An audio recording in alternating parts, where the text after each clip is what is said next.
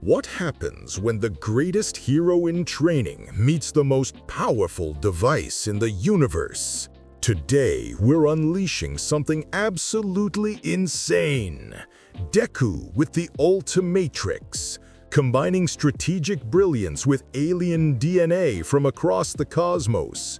Forget everything you know about quirks, because we're about to witness heroism on a multiversal scale. This is the evolution the hero world desperately needs. Let's transform and go beyond, way beyond plus ultra. Welcome, legends, to Chronos Recom. I wrote this story myself, so if you have any suggestions or what-ifs you want to see, drop it in the comments below. Also, just wanted to let you know I've got a Patreon set up now for anyone who wants to support the channel directly. You can get early access to stories, submit direct fan requests, and get exclusive content.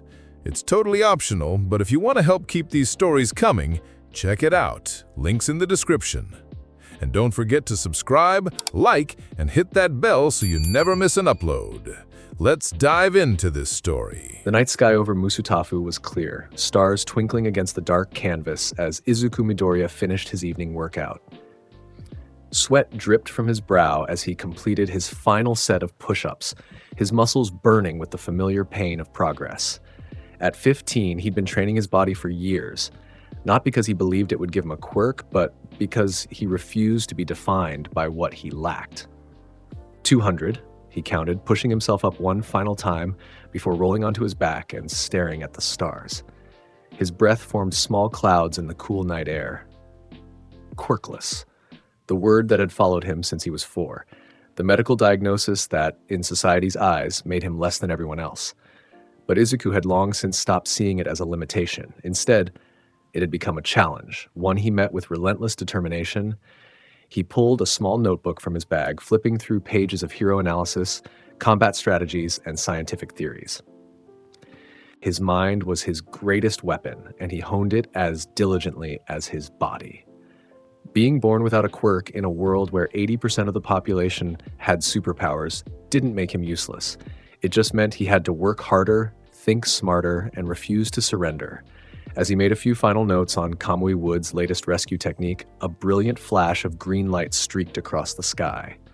Izuku's eyes widened as the light grew larger, brighter, heading directly toward the park where he sat. "What the?" he started, diving behind a concrete bench as the object crashed into the ground 30 meters away. The impact shook the earth, sending a shockwave of dust and debris outward. Most people would have run. Izuku Midoriya moved forward. "A meteorite?" he muttered, approaching the smoking crater. The dust cleared to reveal a perfect sphere, metallic and alien, embedded in the earth. As he drew closer, the sphere cracked open with a hydraulic hiss, revealing a watch-like device nestled inside. It was unlike anything he'd ever seen. A sleek design with an hourglass symbol glowing green at its center. Something about it called to him, as if it had crashed here specifically for him to find. "Definitely not from Earth," Izuku said, kneeling beside the crater. His analytical mind was already racing through possibilities. Alien technology? Government experiment? Some new hero's lost equipment? He reached out, curiosity overriding caution. The moment his fingers brushed the device, it leapt from its container, attaching itself to his left wrist with a metallic snap.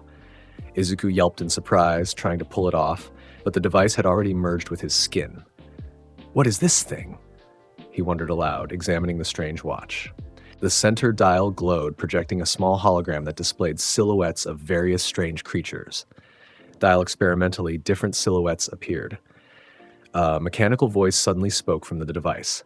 "DNA scan complete. Host compatibility confirmed. Ultimatrix functions unlocked. Master control activated." "Ultimatrix?" Izuku repeated, finger hovering over the dial. "What does it?"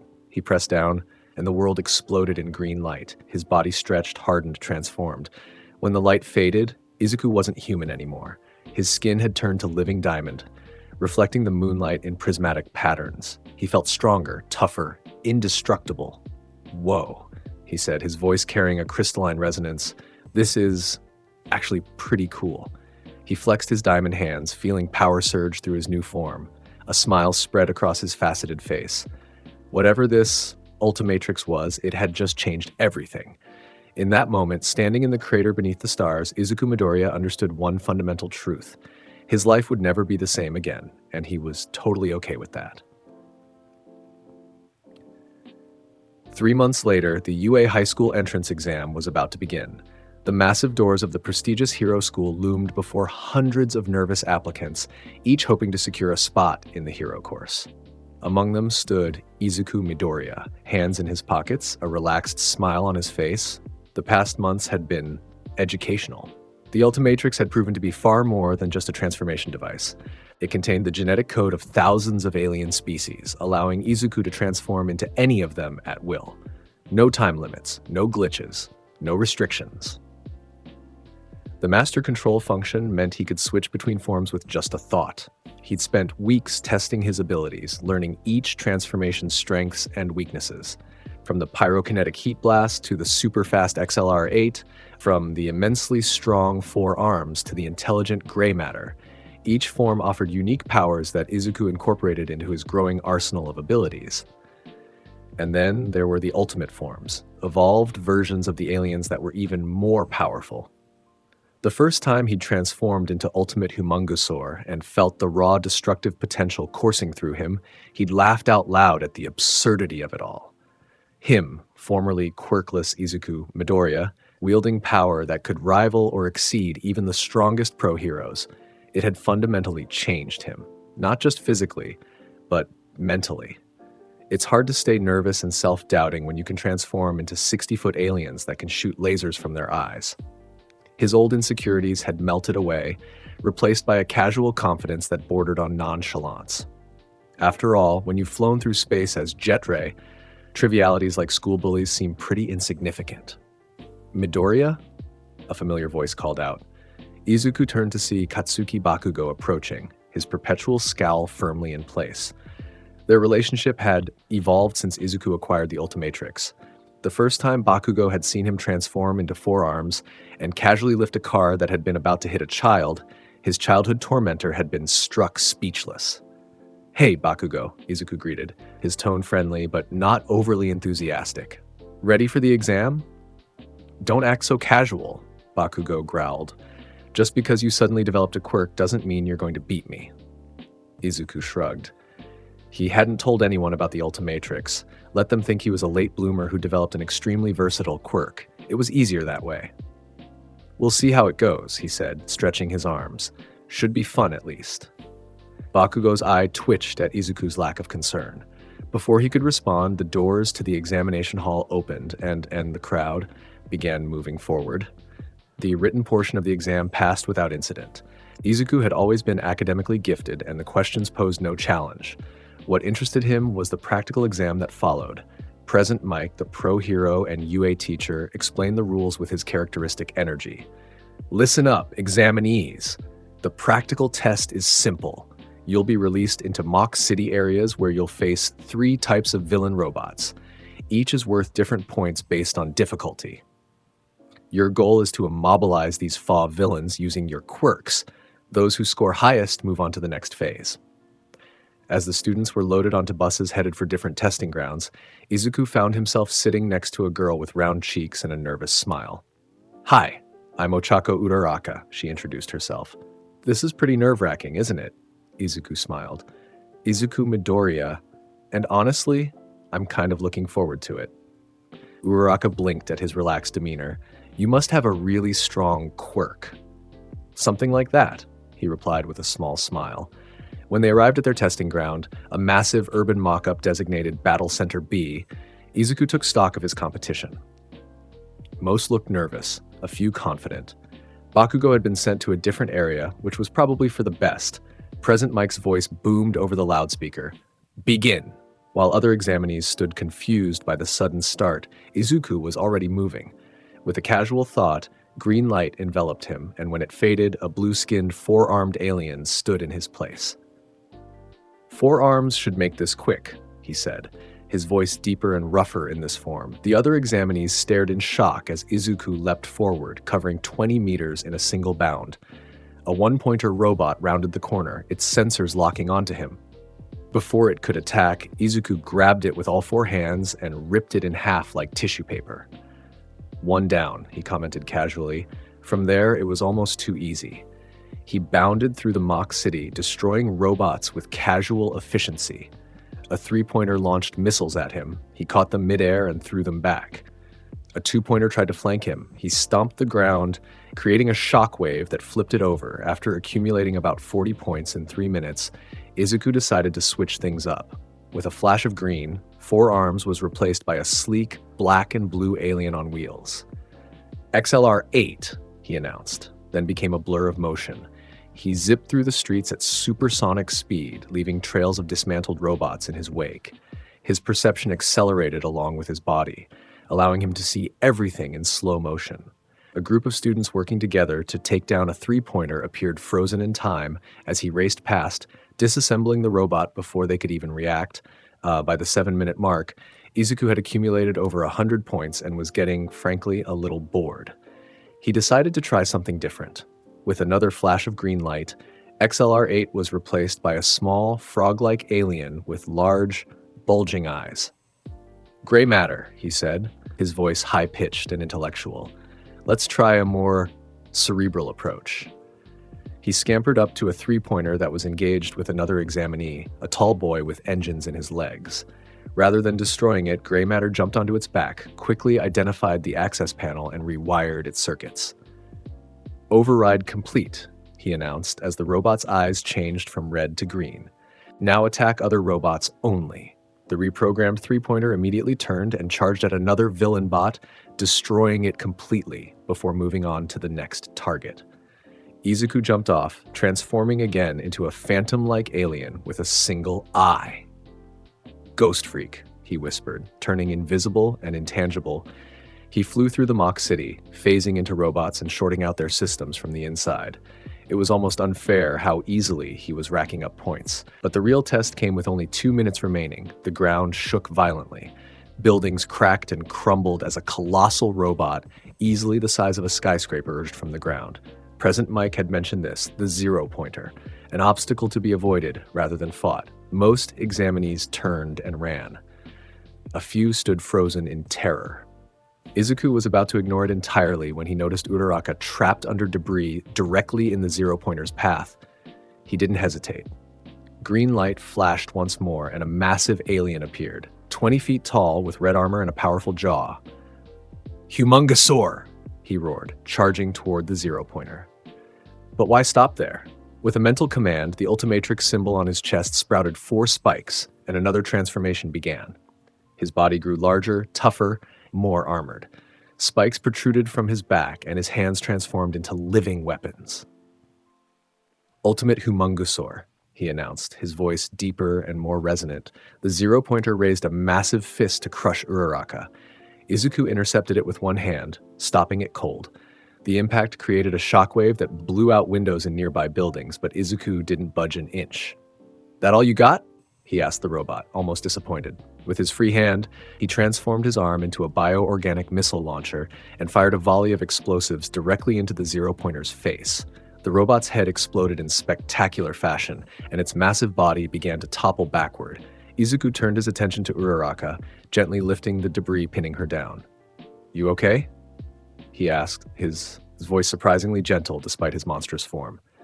"Yes," she stammered, eyes wide. "Thank you."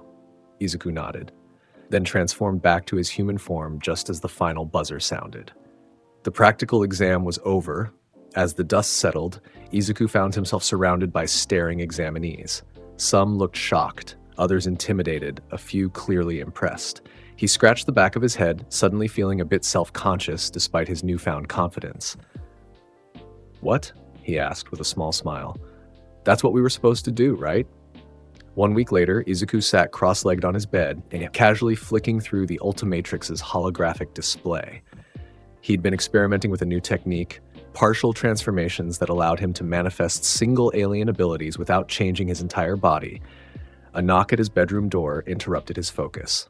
"Izuku? There's a letter for you from UA," his mother called, voice trembling with nervous excitement. "Coming," he replied, deactivating the Ultimatrix's display. The letter contained a small disc that projected a hologram of All Might, the symbol of peace and apparently a new teacher at UA. "I am here as a projection," the massive hero announced. "Young Midoriya, I'm pleased to inform you that not only did you pass the written exam with flying colors, but you achieved the highest practical score in UA history, 184 villain points." All Might's ever-present smile somehow widened further. But that's not all. The practical exam wasn't just about defeating villains. A hero course that rejects those who do the right thing is no hero course at all, which is why we also award rescue points. For your heroic actions saving young Uraraka, you earned 60 rescue points, bringing your total to 244, shattering all previous records. The projection showed footage of Izuku as Ultimate Humungosaur, casually stopping the zero-pointer with one hand while rescuing Uraraka with the other. "Welcome, young Midoriya, to your Hero Academia!" The hologram flickered off, leaving Izuku sitting in silence. He glanced at the Ultimatrix on his wrist and allowed himself a small smile. "Should be interesting," he said to himself, lying back on his bed with his hands behind his head. "Maybe I'll actually find someone who can give me a challenge." The first day at UA brought a new environment, new faces, and new potential. Izuku strolled through the massive doorway of Class 1A, taking in the room with mild interest. Several students were already present, engaging in conversations or sitting quietly. "Midoriya," a loud voice called out. Izuku turned to see the engine-legged boy from the entrance exam approaching with robotic movements. "I am Tenya Ida from Somai Private Academy. Your performance in the entrance exam was extraordinary. You realized there was more to the practical test than just defeating villains, didn't you?" Izuku blinked. "Not really. I just saw someone who needed help, so I helped them." Ida seemed taken aback by his straightforward answer. "Oh, it's you." Another familiar voice joined in. Uraraka bounded up to him with an energetic smile. "The boy who saved me. Thank you again. That giant robot was super scary, but you took it down like it was nothing." Izuku shrugged. "It wasn't that tough, honestly." Before the conversation could continue, a drawling voice came from the doorway. "If you're here to make friends, you can leave now." The students turned to see a man encased in a yellow sleeping bag lying on the floor. Shota Aizawa, their homeroom teacher. He emerged from his cocoon like a reluctant butterfly, his bloodshot eyes scanning the classroom. "Put these on and meet me at the training ground," he instructed, tossing out gym uniforms. "We're having a quirk assessment test." As the students changed and made their way outside, whispers followed Izuku. His entrance exam performance had apparently become legendary among the first years. "Is it true he took down the zero-pointer with one punch? I heard he can transform into different creatures. Some people are saying he has multiple quirks, but that's impossible, right?" Izuku ignored the chatter. He'd grown used to the speculation over the past months. Let them wonder. The truth was stranger than anything they could imagine. At the training ground, Aizawa explained that they would be performing various physical tests using their quirks. The student with the lowest combined score would be expelled immediately. "Midoriya," Aizawa called, tossing him a softball. "You scored highest in the entrance exam. Let's see what you can do with a softball throw." Izuku caught the ball, weighing it in his hand, thoughtfully. He could transform into 4 arms or Humungosaur and throw it halfway around the world, but something told him that showing off might not be the best approach with Aizawa. "Can I use any transformation?" he asked. Aizawa's eyes narrowed slightly. "Use your quirk however you want, just don't leave the circle." Izuku nodded. With a flash of green light, he transformed into a red, 4-armed alien with massive muscles. "4 arms," he announced casually. The class gasped collectively. Even Aizawa's perpetually bored expression showed a flicker of interest. Izuku wound up and threw the ball with only a fraction of his strength. The softball disappeared into the sky, eventually landing far beyond where anyone could see. Aizawa's device beeped, displaying the distance, 2.3 kilometers. "Whoa!" Uraraka exclaimed. "That's amazing." "It's all right," Izuku replied, transforming back to human form with another flash. "I could have thrown it further, but I figured that was enough." Aizawa studied him with newfound intensity. "What exactly is the nature of your quirk, Midoriya?" Izuku tapped the Ultimatrix on his wrist. "Transformation. I can change into different forms, each with different abilities." It wasn't the whole truth, but it wasn't a lie either. Aizawa seemed skeptical but moved on to the next student. Throughout the remaining tests, Izuku showcased different transformations. For the 50-meter dash, he became XLR8, finishing in 0.5 seconds. For the grip strength test, he transformed into an alien made of living diamond called Diamond Head, crushing the device entirely. For the standing long jump, he used Astrodactyl's jetpack and energy wings to soar across the entire field. By the end of the assessment, it was clear that Izuku had scored first place by an astronomical margin. Even Bakugo, who had placed second with his impressive explosion quirk, couldn't come close to matching Izuku's versatility and raw power. As they gathered to hear the results, Aizawa displayed the rankings on a holographic board. Midoriya, first place, he announced without enthusiasm. The rest of you need to work harder if you want to keep up. Then, in a surprising twist, he revealed that the expulsion threat had been a logical ruse to draw out their full potential. Nobody would be going home today. As the class headed back to change, Bakugo cornered Izuku in the hallway. "What the hell is with you, Midoriya?" he demanded, small explosions popping in his palms. "You were quirkless your whole life, and suddenly you have the most powerful quirk anyone's ever seen? Don't think this changes anything between us?" Izuku met his gaze calmly. "I don't really care what it changes, Bakugo. I'm here to become a hero, not to compete with you." He walked past his childhood bully, leaving Bakugo fuming in stunned silence. The old Izuku would have stammered, apologized, tried to placate Bakugo. That version of himself felt like a distant memory now. As he changed back into his school uniform, Izuku caught sight of his reflection in the locker room mirror.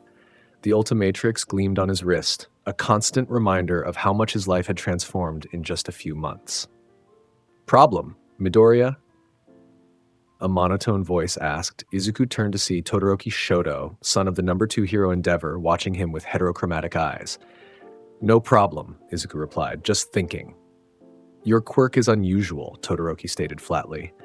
"I've never seen anything like it." Izuku shrugged. "I could say the same about yours. Half hot, half cold, right? Pretty versatile." "Not as versatile as yours," Todoroki countered. "It's almost as if you have multiple quirks." The accusation hung in the air between them. Having multiple quirks was supposedly impossible, except for one person. All for one, the greatest villain in history. "It's all one quirk," Izuku said, rolling down his sleeve to cover the Ultimatrix. "Just has a lot of applications." Todoroki clearly didn't believe him, but didn't press further. As they walked back to class, Izuku wondered how long he could maintain the facade. The Ultimatrix wasn't a quirk. It was alien technology far beyond Earth's understanding. Eventually, someone would figure that out, but for now, he was content to let them wonder. The next day brought their first hero training session with All Might himself. The symbol of peace burst into the classroom with his trademark exuberance, announcing they would be conducting indoor battle training. "Heroes versus villains," All Might declared, explaining that they would be divided into teams of 2. One team would play the role of heroes trying to secure a nuclear weapon, while the other would be villains protecting it. As luck would have it, Izuku was paired with Uraraka as the hero team, facing off against Bakugo and Ida as the villains. It was a matchup that promised fireworks, particularly given Bakugo's obvious desire to prove himself against Izuku.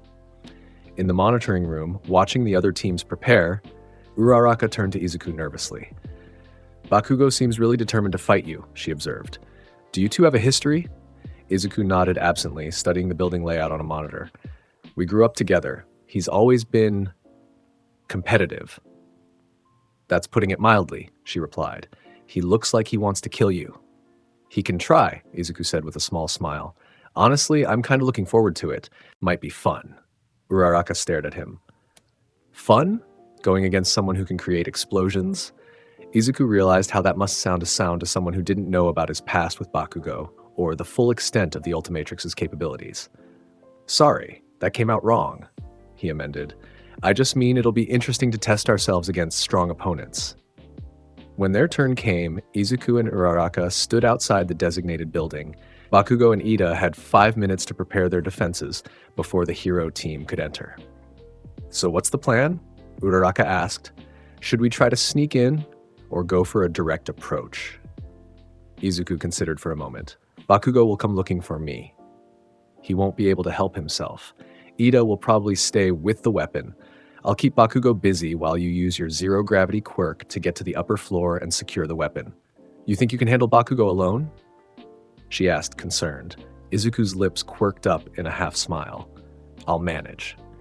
As predicted, they barely made it through the first-floor window before Bakugo ambushed them, launching from around a corner with an explosion aimed directly at Izuku's face. Go! Uraraka! Izuku shouted, pushing her toward the stairs as he sidestepped Bakugo's attack with surprising speed. Don't ignore me, Midoriya!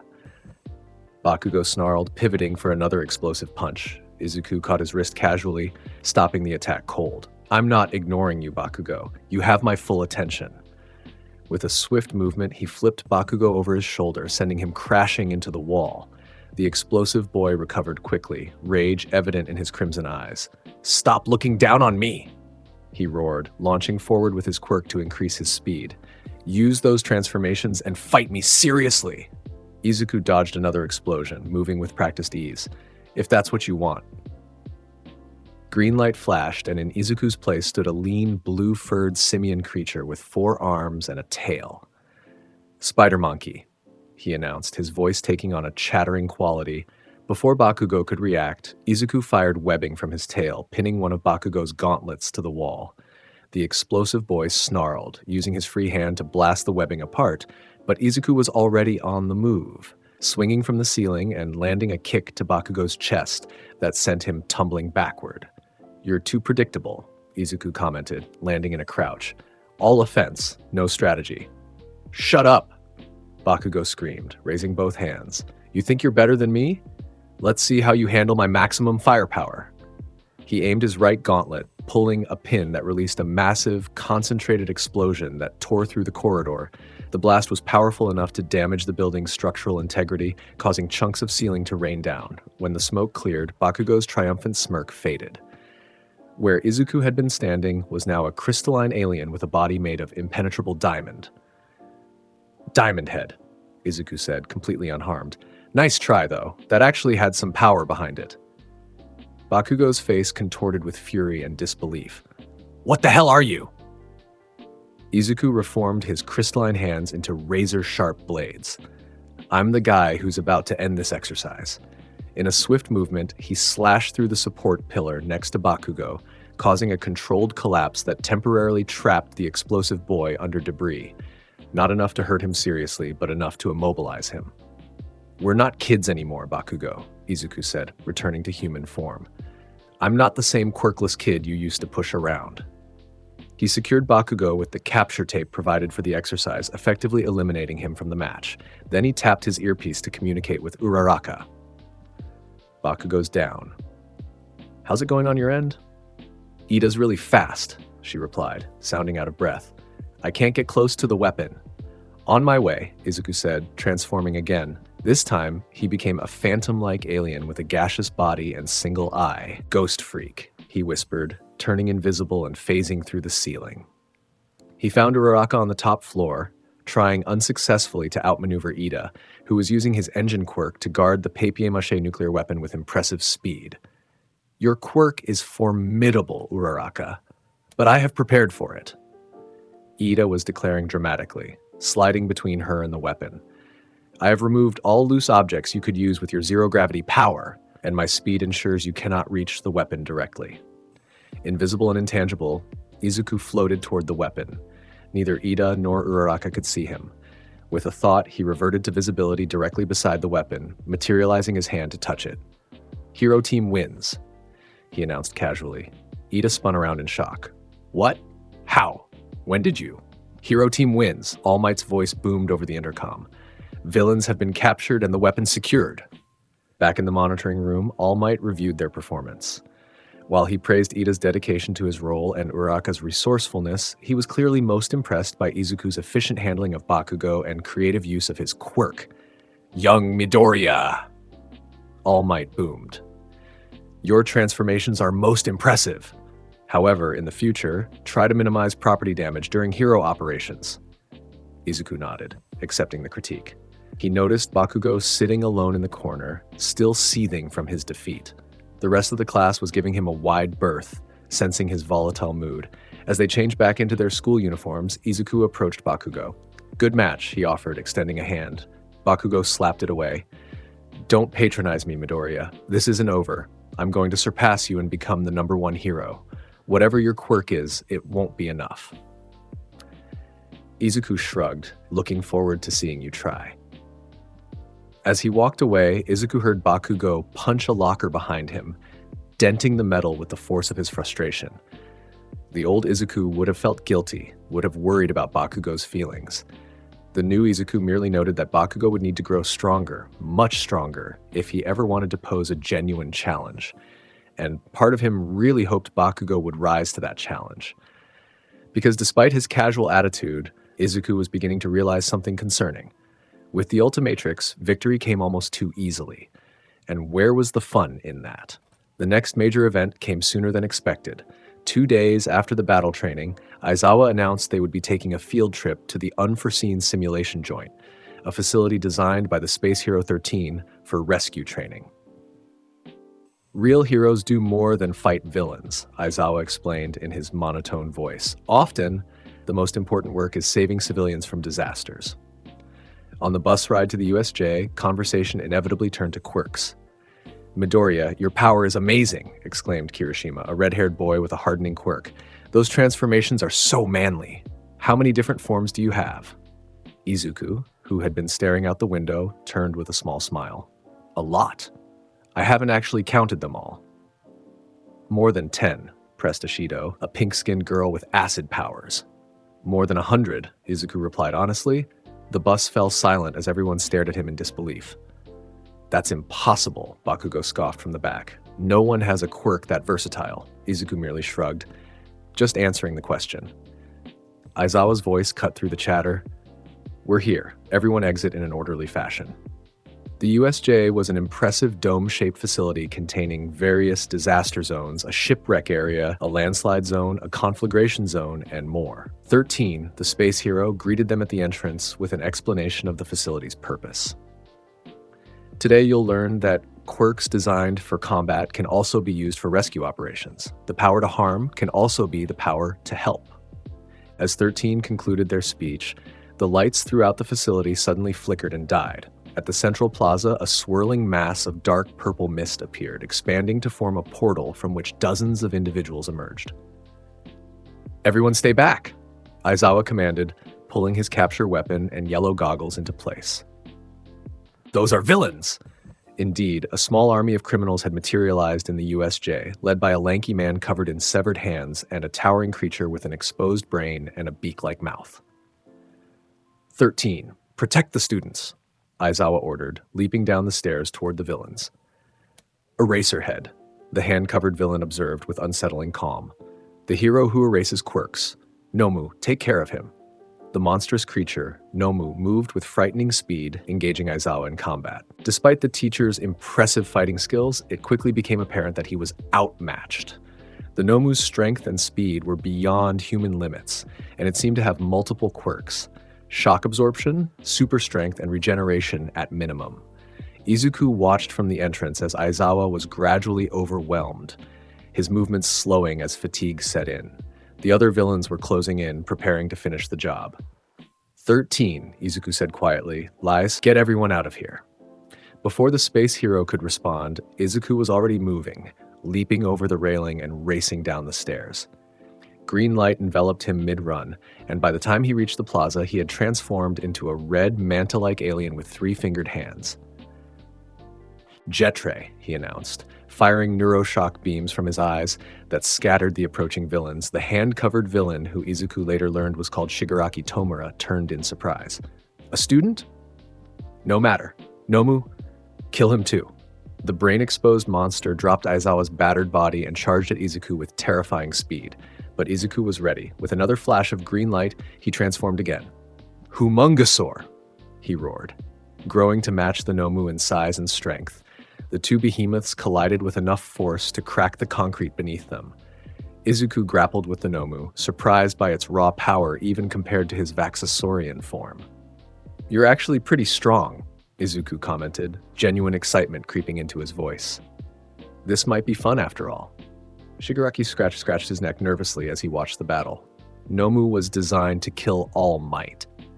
A student shouldn't be able to match him. Izuku overheard this and smiled. Designed to kill All Might, huh? Then I should probably take this seriously. The Ultimatrix symbol on his chest sprouted 4 spikes, and his body underwent another transformation. His size increased, his skin hardened with armor plating, and bioorganic weapons formed in place of his hands. Ultimate Humungosaur, he announced, his voice deeper and more intimidating. The upgraded form proved too much for even the Nomu. Izuku's strength now far exceeded the artificial humans, and the missile launchers embedded in his arms added devastating firepower. With a series of precise strikes, he systematically dismantled the Nomu, targeting joints and pressure points to minimize the creature's effectiveness. What is this? Shigaraki stammered, backing away. Kurogiri, we need to retreat. The mist villain opened a portal, but Izuku wasn't about to let them escape. With another flash of green light, he transformed into a blue, moth-like alien with a hooded appearance. Big chill, he whispered, his voice echoing with an ethereal quality. He breathed out a stream of ice, so cold it approached absolute zero, freezing Kurogiri's misty body solid before he could complete the portal. Shigaraki was caught half in, half out of the closing gateway, unable to move. It's over, Izuku said, reverting to his human form as he approached the immobilized villains. The pro-heroes will be here any minute. As if on cue, the doors of the USJ burst open and All Might arrived in his heroic glory, followed closely by several other UA teachers. They stopped short at the scene before them.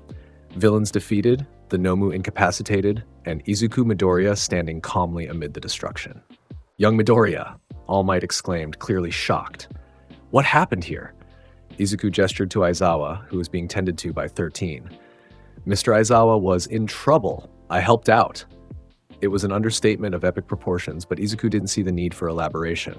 The situation was handled, the villains were captured, and no students had been seriously injured. In his mind, that was all that mattered. As the police arrived to take custody of Shigaraki and the other villains, Izuku rejoined his classmates, who were staring at him with a mixture of awe, fear, and disbelief. Dude, Kaminari, a blonde boy with electricity powers, finally broke the silence. What the hell was that? Izuku blinked. What was what? You took down a villain that was supposedly designed to kill All Might, Kirishima exclaimed. Like it was nothing, Izuku shrugged. It wasn't nothing. The Nomu was pretty strong, probably the strongest opponent I've faced so far. So far? Uraraka repeated weakly. Izuku realized he was making his classmates uncomfortable with his casual attitude toward what had been, for them, a terrifying experience. He tried to adopt a more appropriately serious expression. I'm just glad everyone's okay, he said, which was true. Those villains were dangerous. That seemed to ease the tension somewhat, though he could tell his classmates were seeing him in a new light. It wasn't every day you watched your peer effortlessly defeat villains that had overwhelmed a pro-hero. Later, after giving his statement to the police, Izuku found himself face-to-face with All Might, in his true form of a gaunt, skeletal man named Toshinori Yagi, a secret known only to a few. Young Midoriya, All Might said gravely, what you did today was both incredibly brave and incredibly reckless. Izuku nodded, accepting the critique. I know, but Mr. Aizawa needed help, and I was confident I could provide it. That's just it, All Might said, studying him intently. Your confidence wasn't misplaced. You defeated a creature specifically engineered to kill me, and you did it with apparent ease.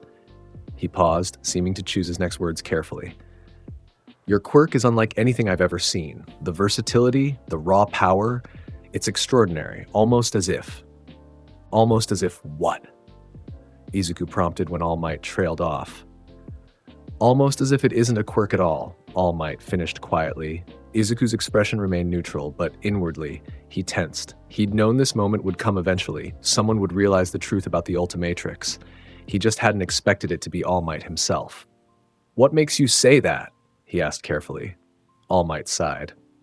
I've been a pro-hero for decades, young Midoriya. I've seen thousands of quirks, studied their limitations and capabilities. What you can do defies everything we know about how quirks function. The multiple transformations, each with distinct powers, the ability to evolve those forms into even stronger versions, it's unprecedented. He fixed Izuku with a penetrating stare. So I'll ask you directly, what is the true nature of your power? Izuku considered his options. Lying to All Might felt wrong, especially after the symbol of peace had shared his own secret, and perhaps having someone like All Might know the truth would be beneficial in the long run. It's called the Ultimatrix, Izuku finally said, rolling up his sleeve to reveal the watch-like device. And you're right, it's not a quirk, it's technology, but not from Earth. All Might's eyes widened as Izuku explained the Ultimatrix's origin and capabilities, how it contained the DNA of thousands of alien species, allowing him to transform into any of them at will, how it had no time limits or significant weaknesses, how it had bonded to him specifically. I see, All Might said when Izuku finished. That explains a great deal.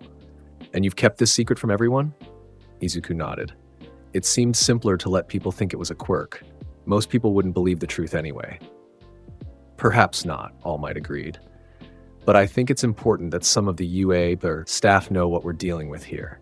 Not to restrict you, he added quickly, seeing Izuku's expression, but to better support your development as a hero.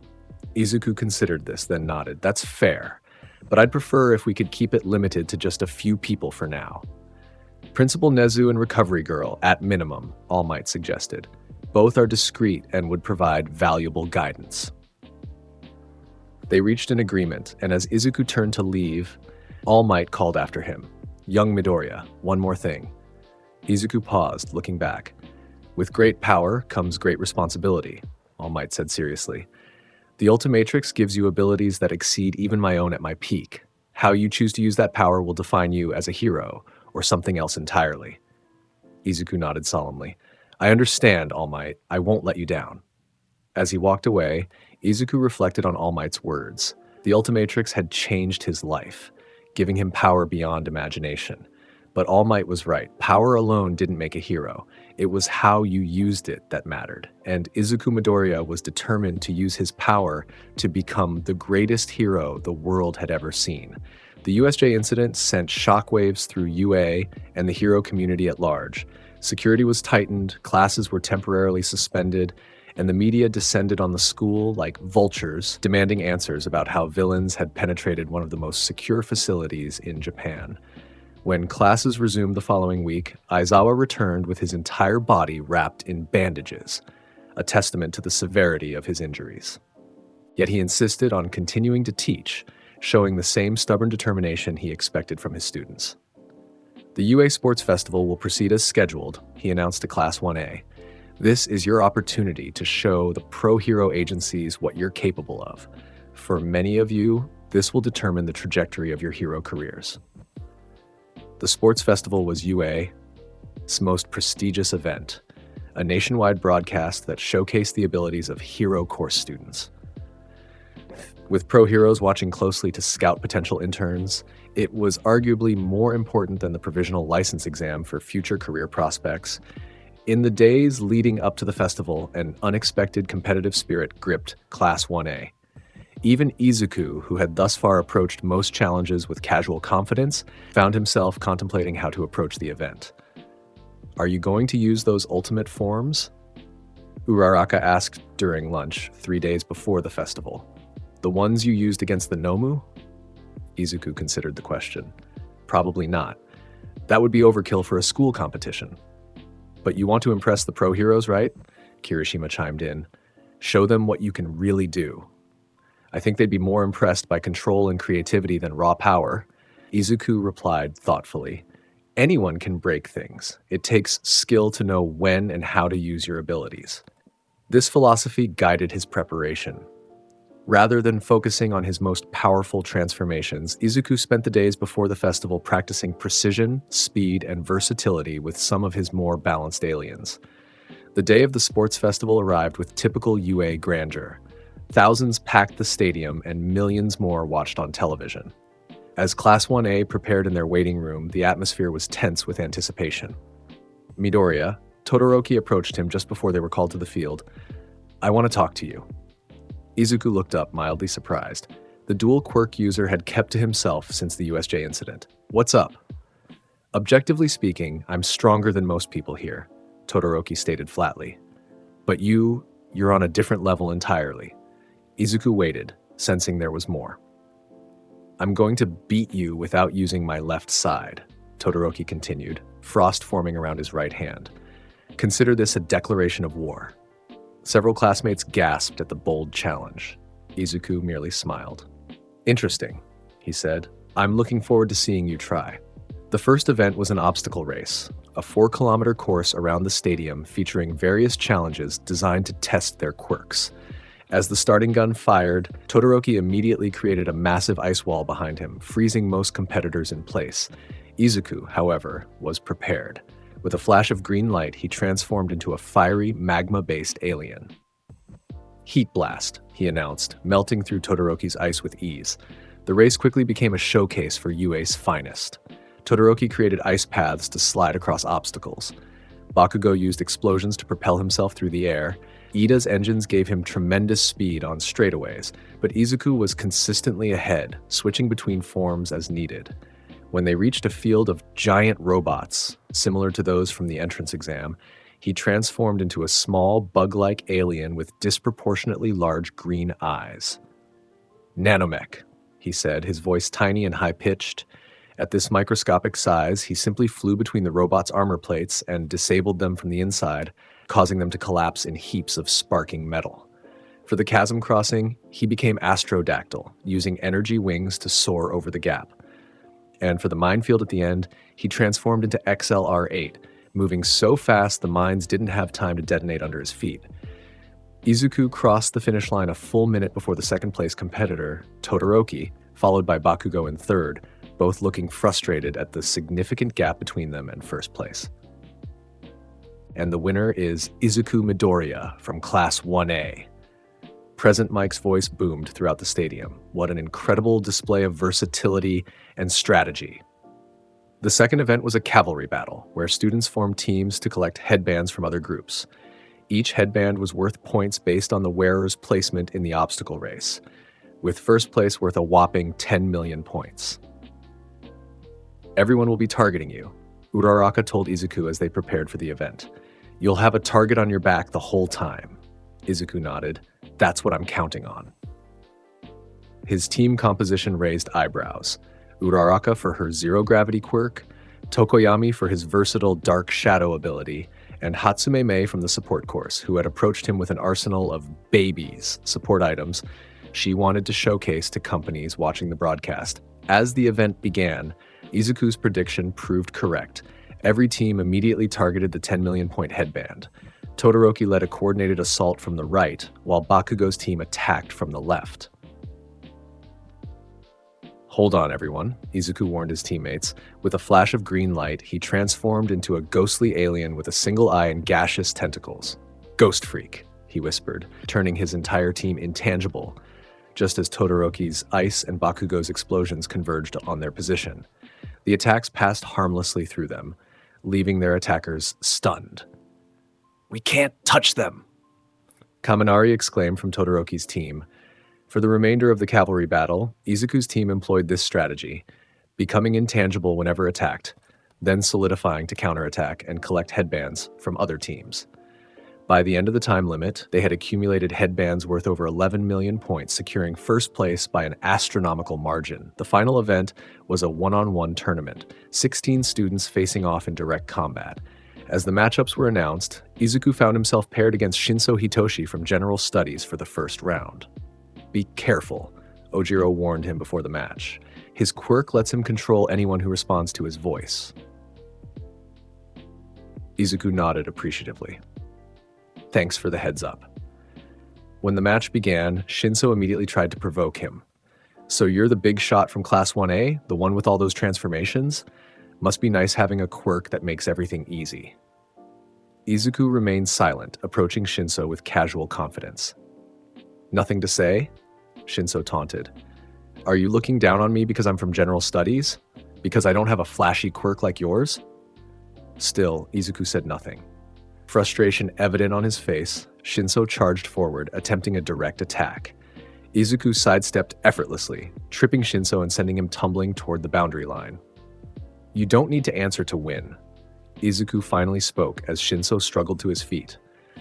Just like I don't need to transform. Before Shinso could recover, Izuku had crossed the distance between them and gently but firmly pushed him out of bounds with a single hand. Midoriya advances to the second round. Midnight announced. As Shinso walked dejectedly back to the tunnel, Izuku called after him. Your quirk is amazing, by the way. Perfect for hero work, especially infiltration and hostage situations. Don't give up.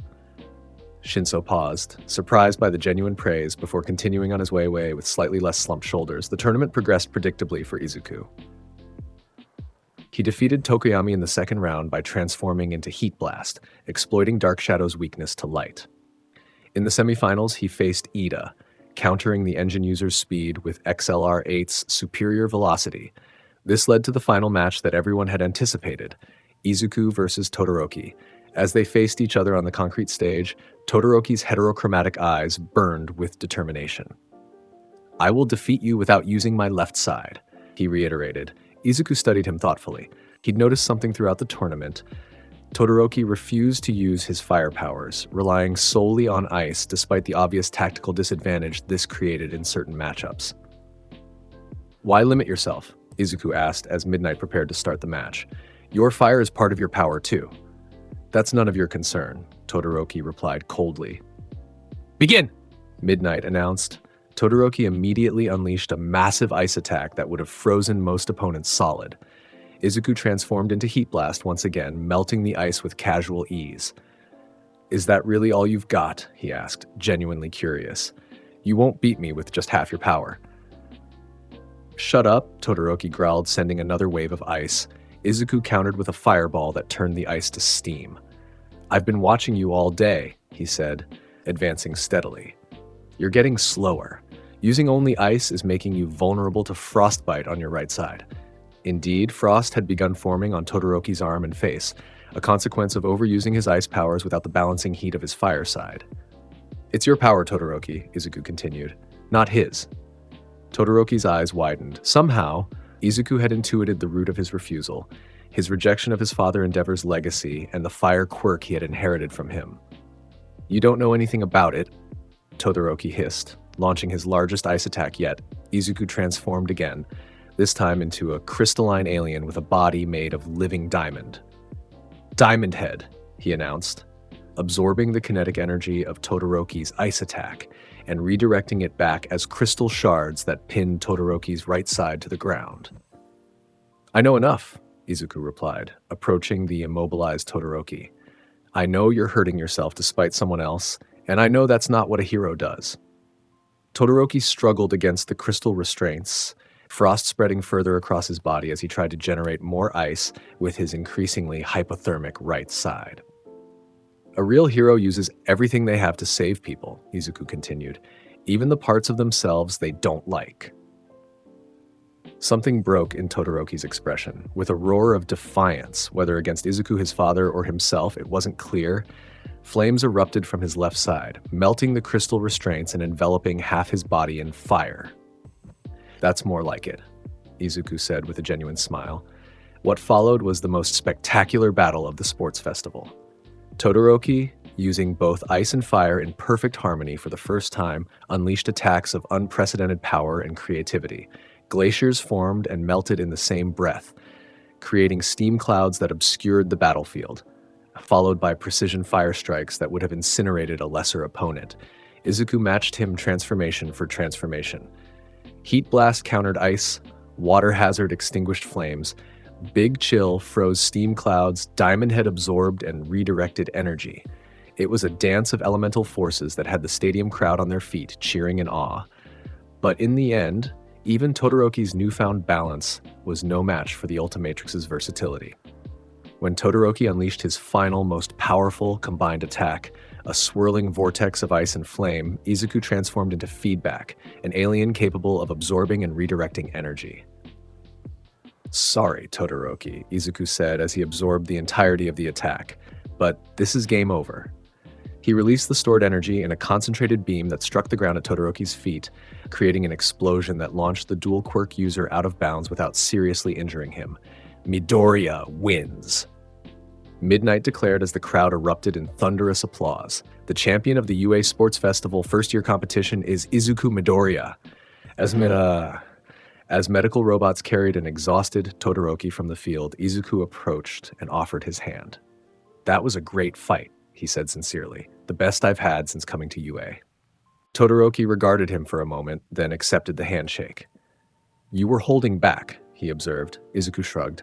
"Maybe a little, but so were you until the end. Next time will be even better."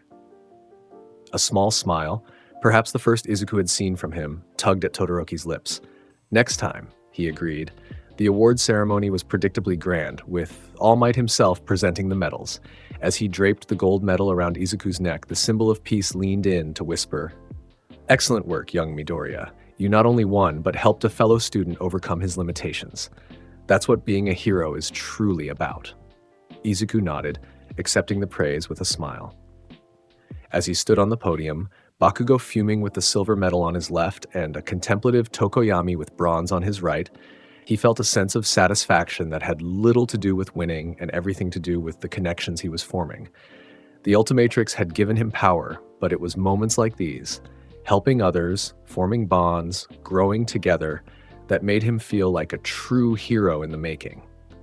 The aftermath of the sports festival brought a deluge of internship offers for Class 1A, with Izuku receiving the most by far. Pro heroes across Japan were eager to recruit the student with the multi-transformation quirk that had dominated the competition. "You have over 4,000 offers," Aizawa announced, handing Izuku a tablet with the list. "That's a new record." Izuku scrolled through the names, recognizing many top heroes. "That's a lot to choose from. Any idea who you'll pick?" Kirishima asked, peering over his shoulder. Izuku had given it considerable thought. While many top heroes had extended offers, including Endeavor, somewhat surprisingly given his son's defeat, one name stood out, Gran Torino, a retired hero who had apparently taught All Might himself. "This one," Izuku said, pointing to Gran Torino's name. It was one of the few offers All Might had specifically recommended, mentioning that the elderly hero had requested Izuku specifically after watching the sports festival. The week before internships began, Izuku was called to Principal Nezu's office, where he found the intelligent animal-like principal along with All Might and Recovery Girl. "Young Midoriya," All Might began once they were seated. "As agreed, we've informed Principal Nezu and Recovery Girl about the true nature of the Ultimatrix." Nezu sipped his tea calmly. "Quite fascinating. Alien technology capable of genetic manipulation on such a scale, the scientific implications alone are staggering." "My main concern is your health," Recovery Girl added. "Have you experienced any negative side effects from these transformations?" Izuku shook his head. "None at all. The Ultimatrix seems to handle all the biological complexities automatically. I've been monitoring my vital signs before and after transformations, and everything remains stable." "Excellent," Nezu nodded.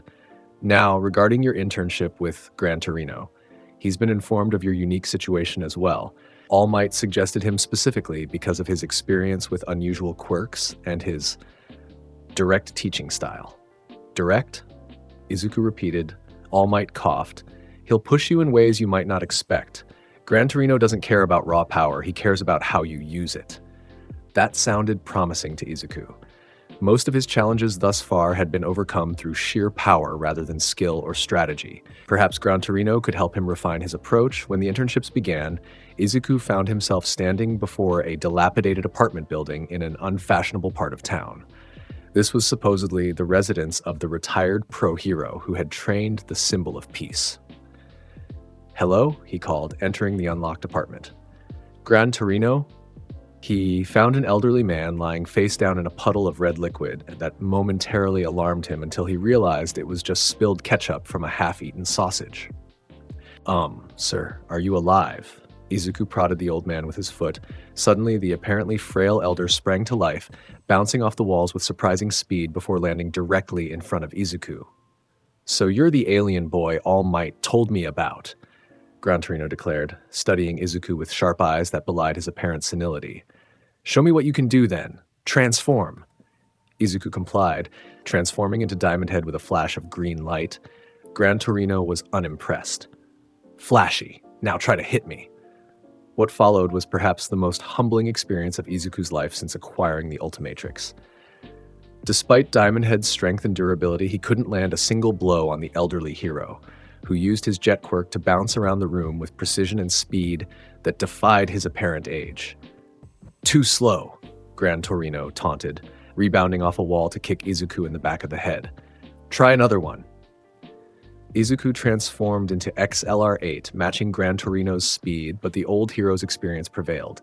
He predicted Izuku's movements, intercepting him mid-dash and sending him crashing into the furniture. "Speed without technique is just flailing," Gran Torino critiqued. "Another." They cycled through transformation after transformation. Big Chill's intangibility, Swampfire's regeneration, Chromostone's energy absorption, each met with tactical counters that exploited weaknesses Izuku hadn't even realized existed. "I've been watching you, boy," Gran Torino said as Izuku, now in human form, sat exhausted on the floor. "You rely too much on raw power. Switch to a stronger alien whenever you face resistance. That might work against students and low-level villains, but what happens when you meet someone who can counter your abilities? Someone who studied your patterns?" Izuku frowned. "I use strategy too." "Basic strategy," Gran Torino corrected. "Elementary stuff. You haven't needed to develop advanced techniques because your Ultimatrix gives you overwhelming power. But power isn't everything in hero work." Over the following days, Gran Torino drilled Izuku relentlessly, forcing him to use his transformations in ways he hadn't considered. Instead of switching forms to overcome obstacles, he had to solve problems with a single transformation's abilities. Instead of overpowering opponents, he had to outthink them. "Your greatest strength isn't the Ultimatrix itself," Gran Torino told him on the fourth day. "It's your mind. You were analyzing quirks and hero techniques long before you got that watch, weren't you?" Izuku nodded, surprised the old hero had intuited this. "That analytical ability is what will make you a great hero," Gran Torino continued. "The Ultimatrix is just a tool, albeit an extraordinarily powerful one. A fool with power is still a fool, but a wise man with power can change the world." The lesson resonated with Izuku. He'd become somewhat complacent, relying on the Ultimatrix's raw power rather than pushing the creative boundaries of each transformation. Gran Torino was forcing him to rediscover the analytical mindset that had defined him before the alien device entered his life. On the final day of his internship, Gran Torino took him on patrol through a nearby city. It was meant to be a practical application of everything they'd worked on, until a series of explosions rocked the train station they were passing. "Hero killer Stain, spotted at Hosu Station," a police officer shouted into his radio as they arrived on the scene. "Multiple pro-heroes down, requesting immediate backup." Gran Torino glanced at Izuku. "Ready to put your training to the test?" Izuku nodded, analyzing the situation. Stain was a notorious villain who had been targeting pro-heroes across Japan, crippling or killing dozens with his unique fighting style. According to reports, he had some kind of paralysis quirk that activated upon ingesting his target's blood. "I need something fast but precise," Izuku muttered. "Something that can avoid getting cut." Green light flashed, and in Izuku's place stood a red, four-armed monkey with a tail. "Spider Monkey," he announced, following Gran Torino into the chaos of the station. They found Stain in a maintenance tunnel, standing over the immobilized forms of two pro-heroes. The hero killer was a gaunt man with a tattered costume, multiple blades strapped to his body, and a long, prehensile tongue that he used to lick blood from a knife. "More pretenders," Stain hissed upon seeing them. "False heroes who care only for fame and money." "Save the speech," Gran Torino replied, bouncing off the walls to deliver a kick that Stain narrowly dodged. The hero killer was fast, incredibly fast. He moved with the precision of a trained assassin, each strike aimed at vital points or designed to draw blood. Gran Torino's experience kept him safe, but it was clear that even the elderly pro was being pushed to his limits. Izuku analyzed Stain's movements, noting patterns and weaknesses. The villain favored his right side, compensating for an old injury to his left leg. He prioritized targets based on perceived threat level, focusing on Gran Torino while keeping Izuku in his peripheral vision. Rather than charging in, Izuku used Spider Monkey's agility to maneuver above Stain, firing webbing from his tail to restrict the villain's movement. Stain sliced through the webs with practiced ease, but each cut forced him to adjust his stance, creating openings for Gran Torino to exploit. Clever, Stain acknowledged, flinging a knife that Izuku barely dodged. But not clever enough?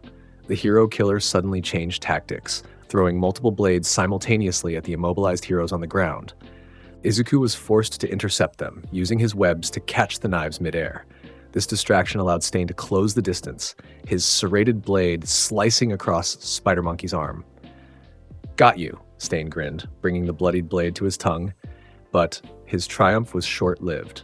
As he licked the blood, nothing happened. Spider Monkey remained mobile, launching a counterattack that caught Stain off guard. "What?"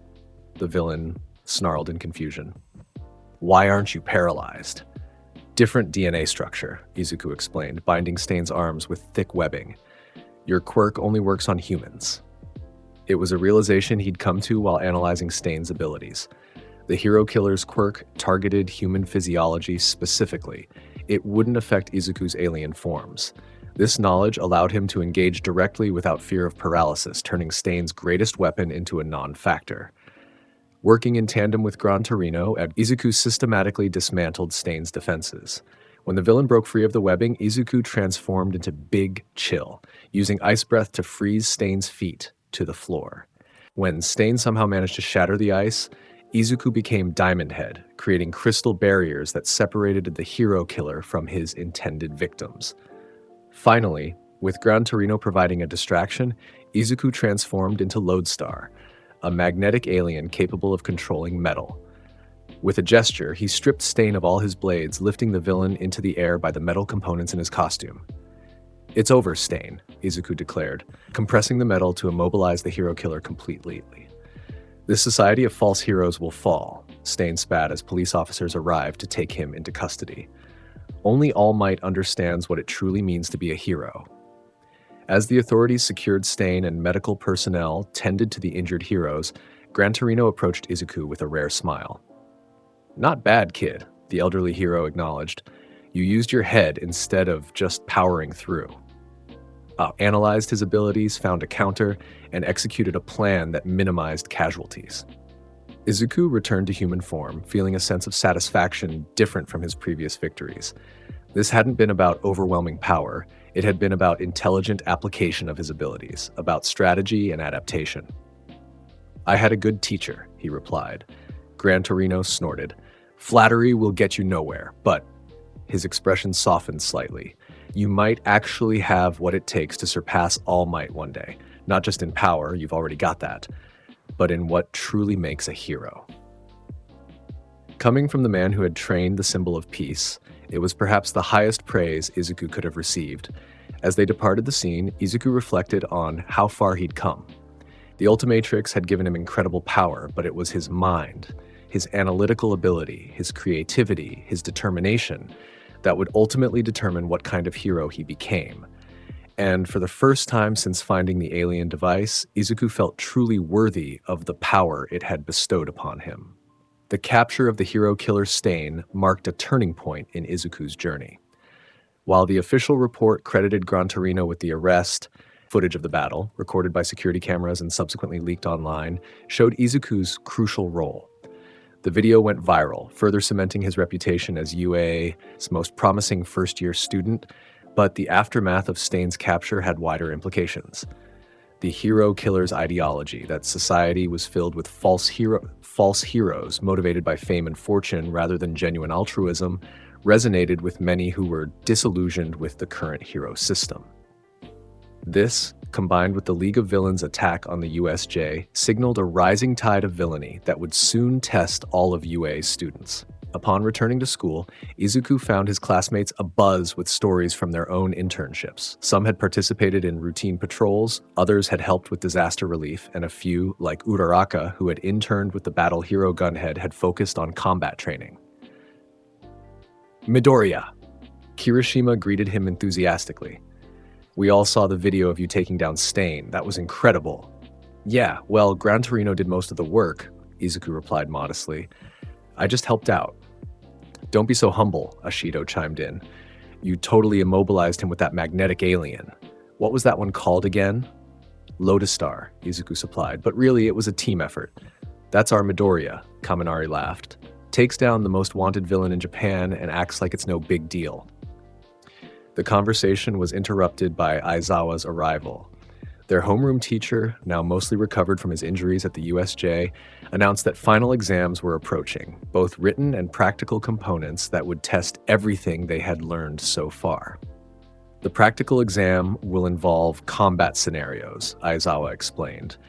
You'll be facing challenges designed to target your specific weaknesses. I suggest you all prepare accordingly. This prompted a study frenzy among Class 1A. For the written exams, study groups formed based on academic strengths. Izuku found himself tutoring several classmates in hero history and quirk theory, subjects he had obsessively studied even before obtaining the Ultimatrix. The day of the written exams arrived, and Izuku completed the tests with confident ease. His analytical mind had always been well-suited to academic challenges, and his near-photographic memory for hero-related information gave him an additional edge. It was the practical exam that interested him more. According to Aizawa, they would be divided into pairs and assigned specific challenges based on their individual abilities and weaknesses.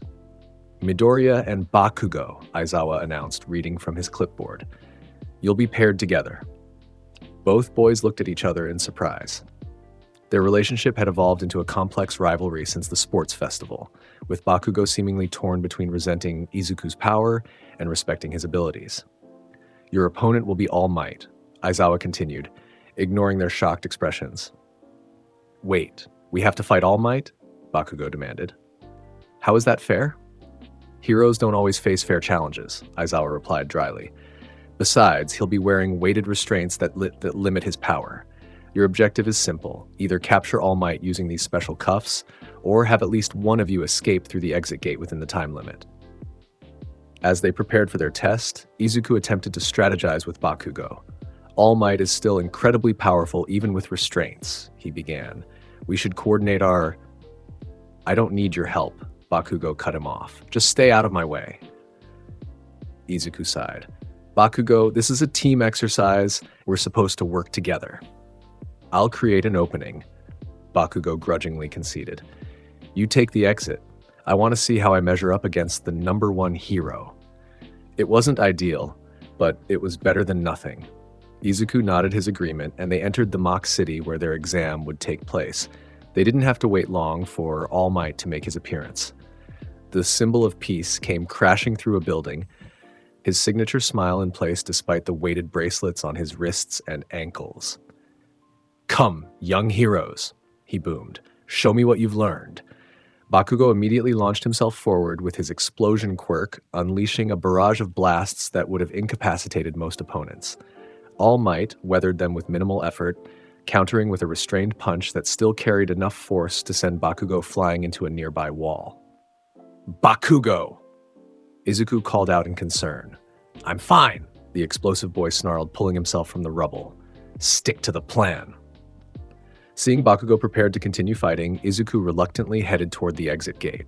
All Might, noticing this, moved to intercept him with blinding speed. Where do you think you're going, young Midoriya? All Might asked, appearing directly in his path. Green light flashed as Izuku transformed into XLR8, attempting to use pure speed to evade the pro hero. But even with weights, All Might was fast enough to predict his movements, cutting off his escape routes with precisely timed movements. Speed alone won't be enough, All Might declared, grabbing XLR8's tail as he attempted to dash past. Izuku transformed again, this time into a phantasmal alien with a gaseous body. Ghost Freak, he whispered, phasing through All Might's grasp. All Might's eyes widened slightly. Intangibility? Clever, but... He suddenly clapped his hands together with tremendous force, creating a shockwave that disrupted Ghost Freak's form and forced Izuku back into tangibility. Even ghosts can be affected by sufficient force. All Might finished. Izuku had never encountered someone who could counter his intangible forms before. It was a sobering reminder that there were still heroes with experience and skill that could overcome even the Ultimatrix's most exotic abilities. Meanwhile, Bakugo had recovered and launched another assault, this time more measured. He used his explosions strategically, not just for direct attacks, but to create smoke screens and change directions unpredictably. Your control has improved, young Bakugo, All Might acknowledged, deflecting a particularly powerful blast. But your temper still makes you predictable. Izuku realized they needed to work together if they had any hope of succeeding. Transforming back to human form momentarily, he called out to Bakugo, "We need to coordinate. He's too strong for either of us alone." Bakugo scowled, but to Izuku's surprise, nodded curtly. "Fine. What's your plan?" Green light flashed again as Izuku transformed into Humongosaur, growing to match All Might in size and strength. "I'll engage him directly," Izuku said, his voice deeper in this form. "You circle around and look for an opening to either escape or capture him." It wasn't the most sophisticated plan, but it played to their strengths.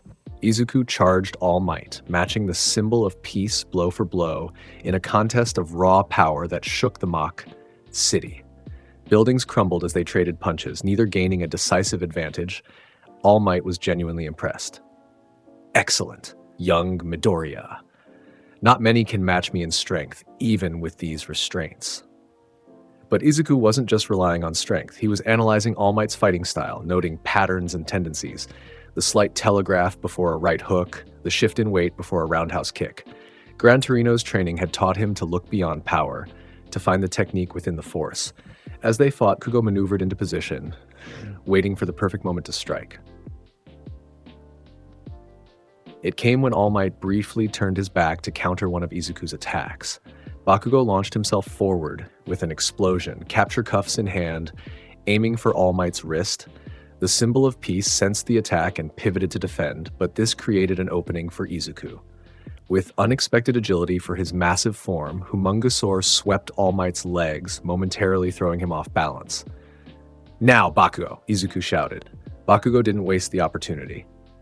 With precision born of countless hours of training, he snapped one of the capture cuffs around All Might's wrist before the pro hero could recover. "Capture successful," announced a computerized voice. Team Midoriya and Bakugo passed the practical exam. All Might stood, laughing heartily despite his defeat. "Well done, both of you. True teamwork despite your differences." As they exited the training ground, Bakugo reluctantly acknowledged Izuku's contribution. "Your distraction worked," he admitted grudgingly. "Don't think this makes us friends." Izuku smiled. "Wouldn't dream of it, Bakugo."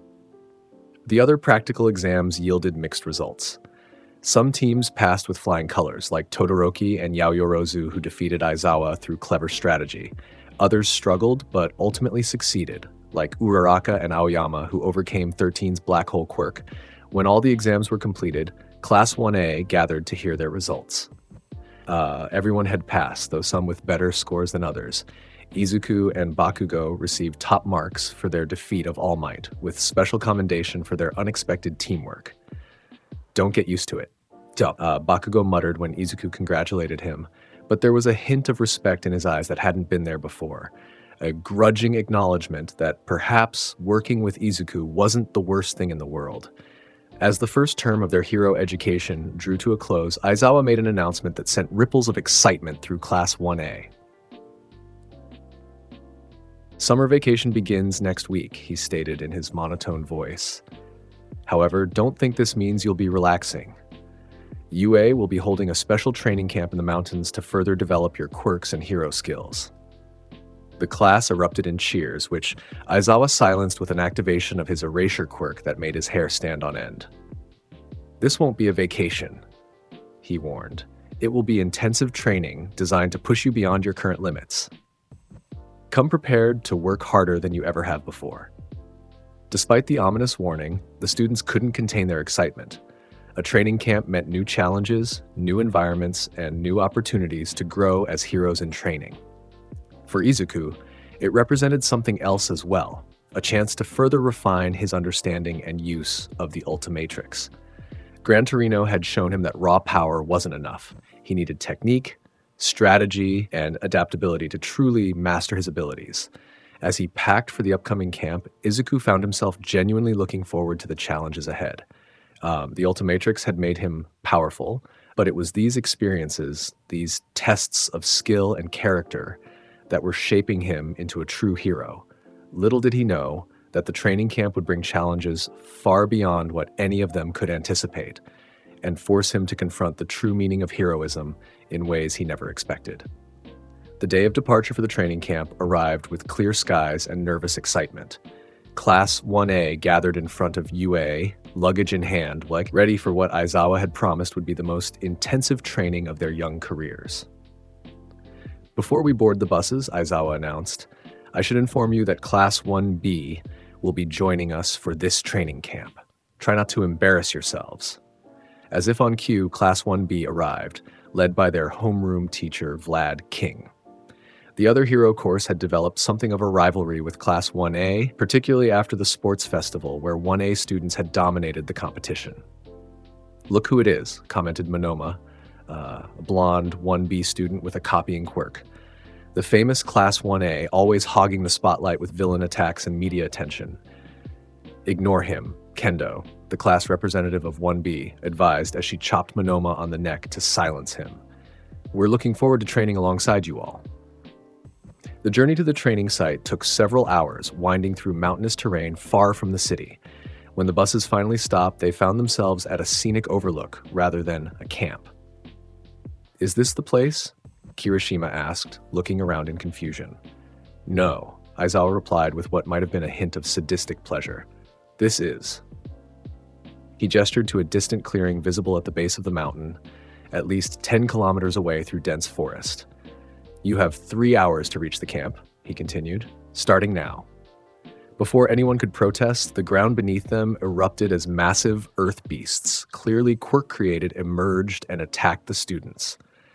From the nearby tree line, 2 women in cat-themed hero costumes appeared. Heya, kittens! The taller one called cheerfully. We're the wild pussycats, and this entire mountain is our territory. Defeat our earth beasts or evade them, the other added, but reach the camp before dark or you don't eat. With that challenge issued, chaos erupted as students scrambled to deal with the sudden attack. Bakugo immediately blasted an earth beast to pieces with his explosions. Todoroki created an ice wall to block several others. Kirishima hardened his body and engaged directly. Izuku assessed the situation quickly. The goal wasn't to defeat all the earth beasts. It was to reach the camp efficiently. Fighting every creature would waste valuable time and energy. We should form groups, he called out to his classmates. Coordinate our quirks to clear a path. Green light flashed as he transformed into Cannonbolt, a spherical alien with armor plating capable of rolling at high speeds. I'll take point and break through the first wave, he announced, curling into a ball and launching himself through a cluster of earth beasts, shattering them on impact. Several classmates followed his lead, forming a wedge formation behind him. Bakugo and Todoroki provided ranged support, destroying earth beasts before they could flank the group. Ida used his engines to scout ahead, identifying the clearest path through the forest. What was meant to be a 3-hour trek turned into a grueling 6-hour ordeal as wave after wave of earth beasts impeded their progress. By the time they reached the training camp, a modest facility nestled in a clearing, every student was exhausted, dirty, and ravenous. Congratulations on making it, one of the pussycats, Pixie Bob, greeted them. You're the fastest class we've ever had, though you still took twice as long as we expected. Food's ready inside, the other, Mandalay, added. Eat quickly and get some rest. Training begins at 5 a.m. sharp. That night, as they recovered over a hearty meal prepared by the hero team's cook, Izuku found himself approached by a young boy of about 5 who had been introduced as Mandalay's nephew, Kota. Are you the one who turns into monsters? The boy asked bluntly. Izuku smiled. They're aliens, actually. But yes, that's me. Kota regarded him with suspicion. My aunt says you're training to be heroes. Heroes are stupid. They just show off their quirks for money and fame. The statement was surprising coming from a child so young, especially one being raised by pro-heroes. Before Izuku could respond, Kota had walked away, clearly uninterested in further conversation. Don't mind him, Mandalay said, appearing beside Izuku. Kota has complicated feelings about heroes. His parents were pros who died in the line of duty. Izuku nodded in understanding. That explains a lot.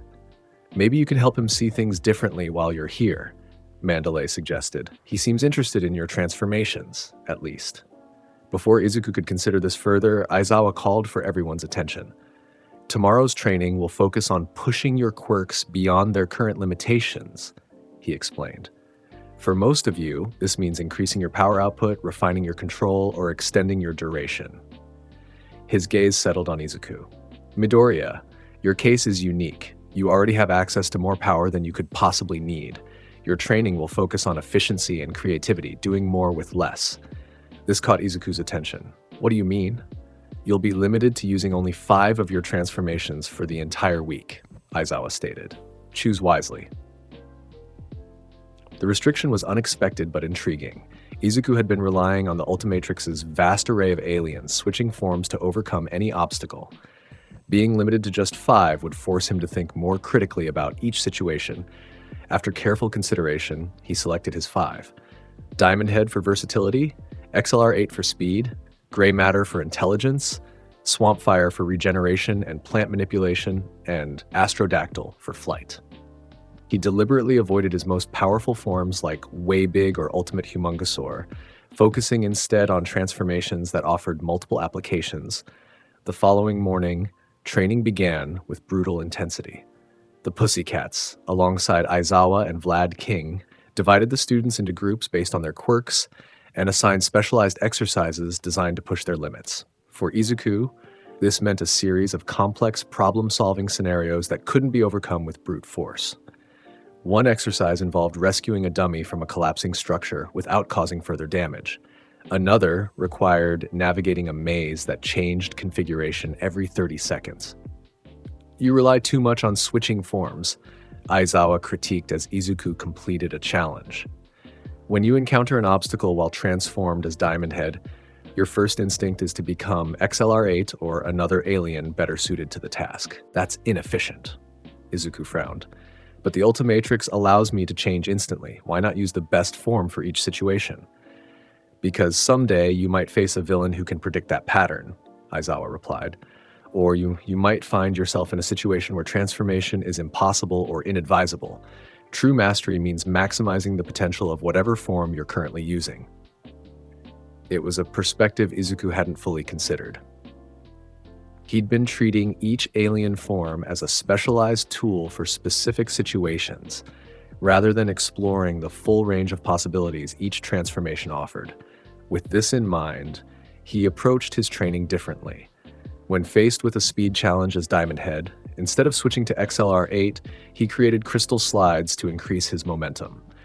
When needing to lift heavy objects as Gray Matter, he constructed simple machines using available materials, rather than becoming Humongosaur. By the 3rd day of training, Izuku had discovered dozens of new applications for each of his 5 selected transformations. Diamond Head could create prisms to redirect light for signaling or temporarily blinding opponents. Swamp Fire's control over plants extended to creating complex structures for transportation or containment. XLR8's speed could generate electricity through friction. You're starting to get it, Aizawa noted with rare approval. It's not about having the most power, it's about using what you have most effectively. The evenings at the training camp were devoted to more traditional activities, cooking meals together, sharing stories around campfires, and bonding as future heroes.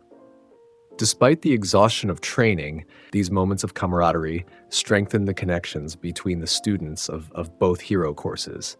On the 4th night, Izuku found himself unable to sleep, still processing the day's training. He decided to take a walk to clear his mind, wandering the perimeter of the camp under the light of a full moon. Near a small stream that ran behind the main building, he encountered Kota sitting alone on a rock, staring at the water. "Mind if I join you?" Izuku asked. Kota shrugged, which Izuku took as permission. He sat beside the boy, respecting his space while offering companionship. "Couldn't sleep?" Izuku asked after a moment of silence. "I come here every night," Kota replied. "It's quiet, no stupid heroes talking about their quirks and saving people." Izuku considered his next words carefully. "You know, before I got the Ultimatrix, I was quirkless." This caught Kota's attention. "Really? But you have all those transformations now." "They're not a quirk?" Izuku explained. "The Ultimatrix is a device that allows me to transform into different alien species. I was born without any special abilities at all." "So you were normal," Kota said, a hint of envy in his voice. Izuku nodded. I knew what it was like to feel powerless in a world of heroes and villains, to watch others save people while being unable to help myself. Then, why become a hero? Kota asked. Why not just live a normal life once you got those powers? It was a fundamental question, one that struck at the core of heroism itself. Not why be a hero if you have power, but why choose heroism when other paths are available. Because I believe in helping people, Izuku answered simply. Not for fame or money or recognition, but because it's the right thing to do. The Ultimatrix gave me the ability to protect others, and that's a responsibility I take seriously. Kota seemed to consider this, though his expression remained skeptical. My parents died being heroes. They left me alone because they chose strangers over their own son. The pain in the boy's voice was palpable, and Izuku resisted the urge to offer platitudes. Instead, he opted for honesty. I can't speak for your parents, he said, but I imagine they believed they were creating a better world for you to grow up in. Heroes make sacrifices, sometimes ultimate ones, because they believe the world is worth protecting, especially for the next generation. Before Kota could respond, a tremendous explosion shook the forest in the distance. Both of them turned to see flames rising above the tree line, followed by more explosions in different locations. Get back to camp, Izuku instructed, suddenly alert. Tell Mandalay and the others that we're under attack. Kota's eyes widened in fear. Attack? By who? Villains, Izuku said grimly, already activating the Ultimatrix. Now go. As Kota ran toward the camp, Izuku transformed into Astrodactyl, using the flying alien's energy wings to soar toward the source of the explosions. From the air, he could see multiple fires spreading through the forest and dark figures moving between the trees. Clearly a coordinated attack on the training camp. He spotted a group of students, Uraraka, Tsuyu, and Tokoyami, surrounded by strange humanoid creatures with exposed brains similar to the Nomu from the USJ incident. Landing beside them, Izuku reverted to human form. Are you all okay? He asked urgently. Midoriya, Uraraka exclaimed in relief. These things appeared out of nowhere. They're not responding to pain and keep regenerating from our attacks. Izuku analyzed the creatures quickly. They moved with less coordination than the original Nomu, but compensated with sheer numbers. Their exposed brains suggested a similar artificial origin, likely created by the same villain who had engineered the USJ Nomu. We need to retreat to the main building, Izuku decided, transforming into Diamond Head. These are artificial humans designed for combat. We can't beat them all. Using his crystalline powers, he created a barrier between the students and the Nomu-like creatures, buying them time to fall back. As they moved through the forest, they encountered more students fighting for their lives against various villains. One villain in particular, a scarred man with patches of artificial skin, seemed to be leading the attack. He gazed at Izuku with disturbing intensity when their paths crossed. You must be Midoriya, the villain said, his voice unnervingly calm. The boy with the transformation quirk. The boss is very interested in you. Izuku positioned himself between the villain and his classmates. Who are you? What do you want? Dabi, the villain replied, blue flames igniting around his hands, and we're here to send a message. The age of All Might is ending, and a new era of villainy is beginning. With that, he unleashed a torrent of blue flame that surpassed even Endeavor's fire in intensity. Izuku countered by creating a crystal wall, but the flames were hot enough to begin melting even Diamond Head's nearly indestructible body. Everyone, run! Izuku shouted to his classmates, switching to swamp fire to better withstand the heat. The plant-based alien's regenerative abilities allowed him to endure Dabi's flames, though not without significant pain. Izuku counterattacked by unleashing a barrage of seeds that rapidly grew into thick vines, entangling Dabi momentarily. Interesting, the villain commented, burning through the vegetation. But not good enough. A blur of motion suddenly intercepted Dabi's next attack. Aizawa, using his capture weapon to bind the villain's arms while his erasure quirk nullified Dabi's flames. Get to the evacuation point, Aizawa ordered Izuku and the others. Pro-heroes are on their way. As they retreated, Izuku couldn't shake the feeling that something was wrong. The attack seemed too coordinated, too precise to be a simple assault. The villains had specifically targeted their training camp, which suggested inside information. And why had Dabi singled him out? What boss was interested in him? These questions were pushed aside when they reached the main clearing and found chaos. Several students were injured, including Bakugo, who was fighting off multiple villains despite bleeding from a head wound.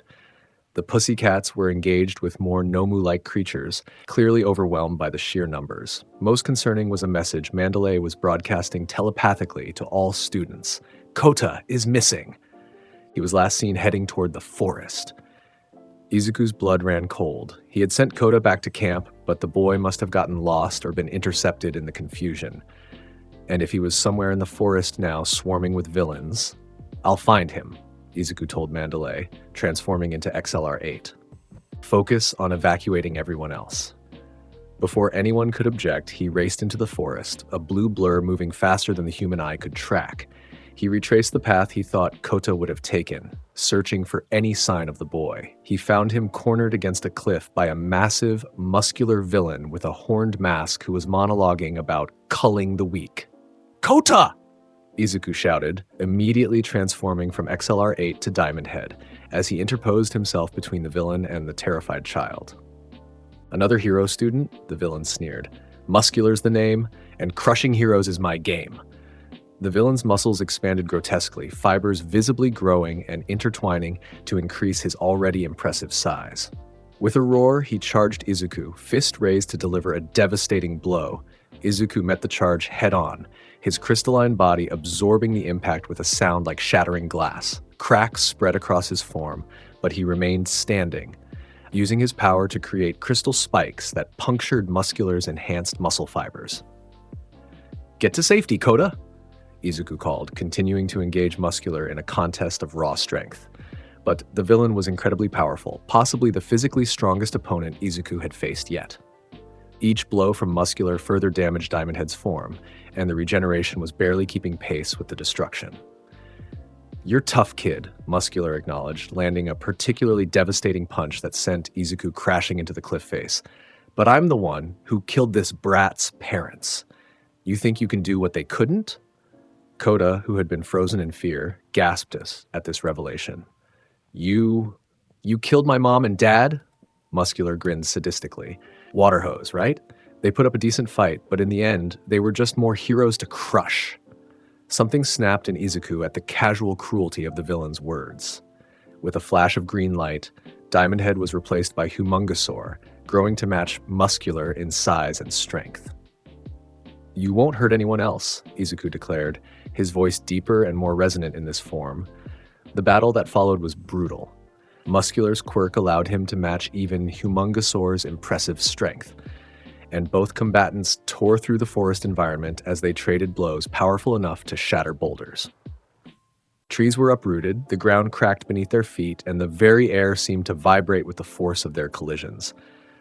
But Muscular was fighting for pleasure, for the thrill of violence. Izuku was fighting to protect, to ensure that Kota wouldn't suffer the same fate as his parents, and that made all the difference.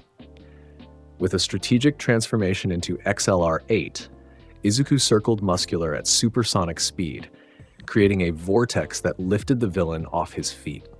Before Muscular could recover, Izuku became Swamp Fire, using vines and flammable gases to immobilize and disorient him. Finally, transforming back to Humungosaur, Izuku delivered a precisely calculated blow to Muscular's solar plexus, powerful enough to incapacitate but not kill, even accounting for the villain's enhanced musculature. Muscular collapsed, unconscious but alive, his muscle fibers receding to their normal state.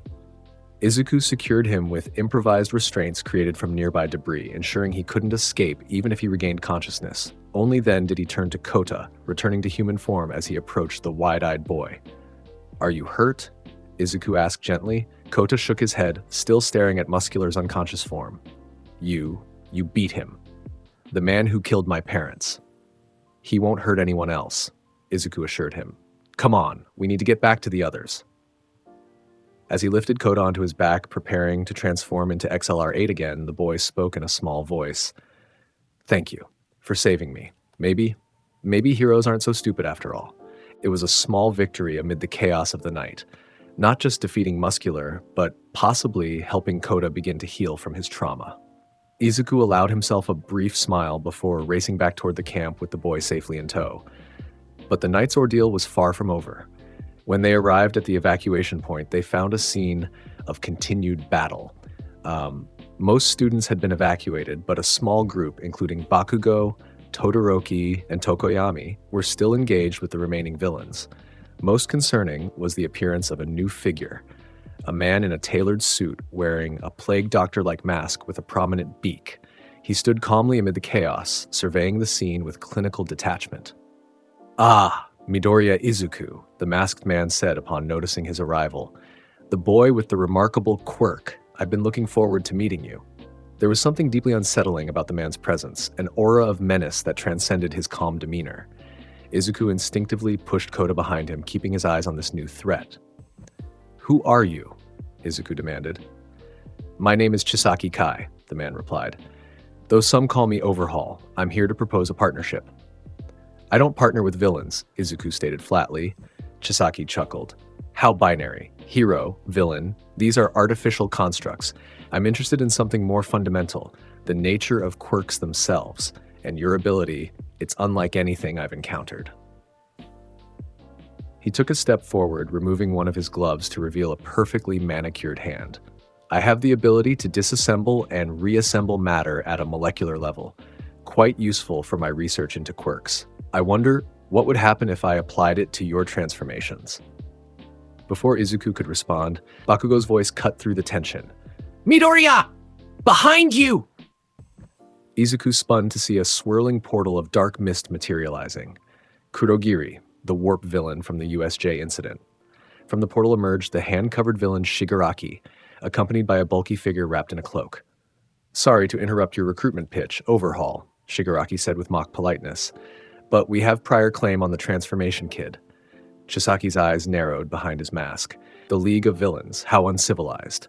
The tension between the two villain factions was palpable, creating a momentary standoff that Izuku used to his advantage. With a quick movement, he transferred Koda to Mandalay, who had appeared nearby, then transformed into Astrodactyl, taking to the air to assess the situation. It was dire. Most of the pro-heroes were occupied with the Nomu-like creatures. The remaining students were exhausted from hours of fighting. And now they face not one but two villain organizations with apparent interest in Izuku himself.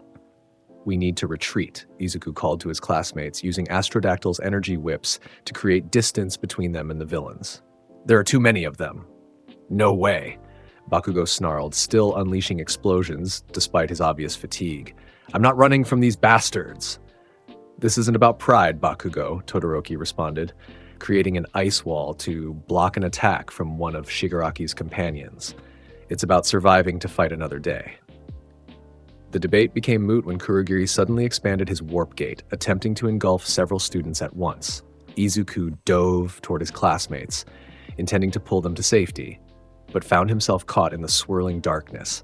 The last thing he heard before the portal closed was Shigaraki's triumphant laugh and Bakugo's enraged scream. When the darkness cleared, Izuku found himself in an unfamiliar bar alongside Bakugo and Tokoyami.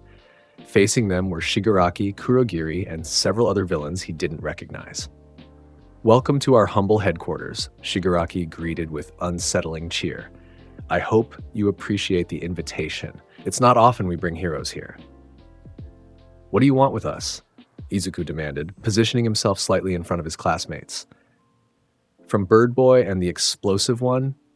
Nothing particular," Shigaraki replied, scratching his neck idly. "They're just collateral. You, Midoriya Izuku, are the main attraction."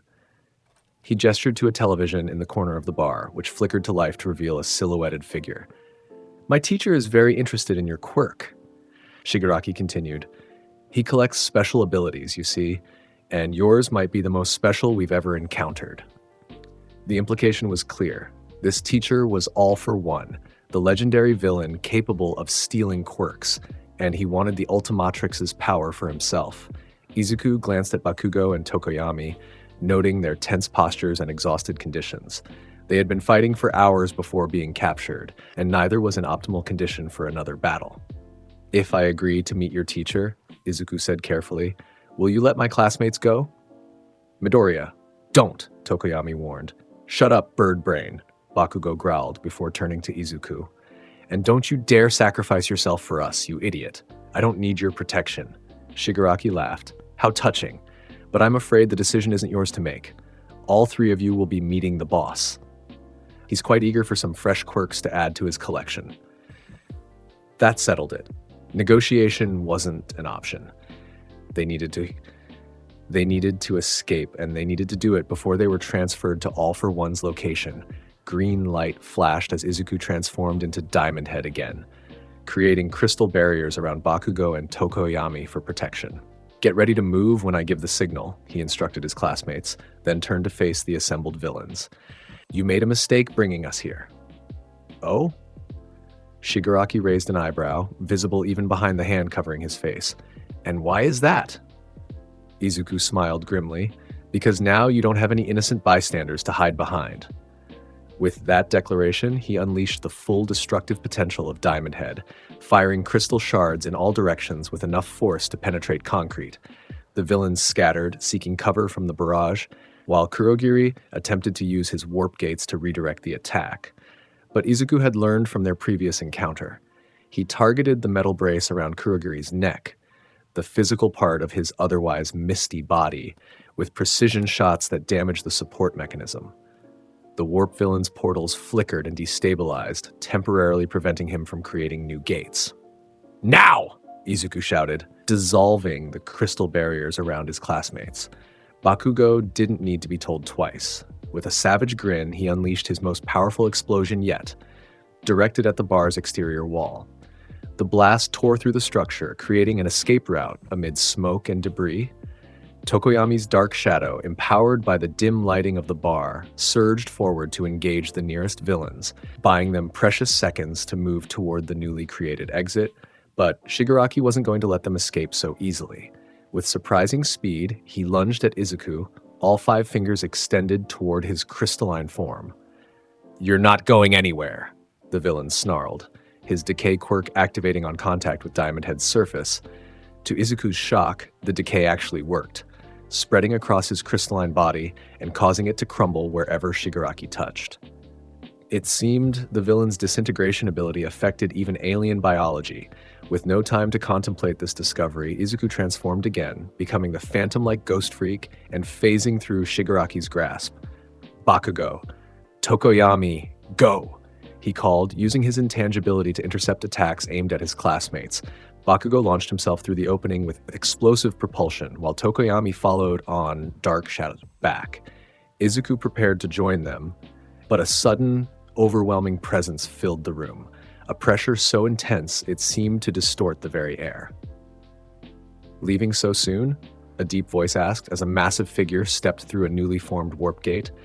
After we went to such trouble to arrange this meeting?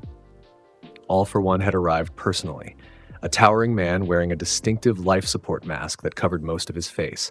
Even through Ghost Freak's intangible form, Izuku could sense the immense power radiating from the villain. Go! I'll hold him off! Izuku shouted to his classmates, who had paused at the threshold of their escape. Like hell! Bakugo retorted, preparing to launch himself back into the fray, but All for One merely raised a hand, and an invisible force slammed Bakugo and Tokoyami through the opening and into the street beyond. With another gesture, debris collapsed to seal the exit. Now then, the master villain said, turning his attention fully to Izuku, let's discuss your unique abilities without interruption. Izuku realized he was facing the most dangerous villain in history, alone in an unfamiliar location with no guarantee that help was coming. This was a moment that would test not just his power, but his courage, intelligence, and resolve. And somewhere deep inside, beneath the appropriate fear and concern, a small part of him was actually excited. Here, finally, was a challenge worthy of the Ultimatrix's full potential. Green light flashed once more as Ghost Freak was replaced by one of Izuku's most powerful transformations, a towering white and red alien with an immense horn extending from his head. Way big, Izuku announced, his voice booming in the confined space as he grew to a size that shattered the bar's ceiling and walls, exposing them to the night sky.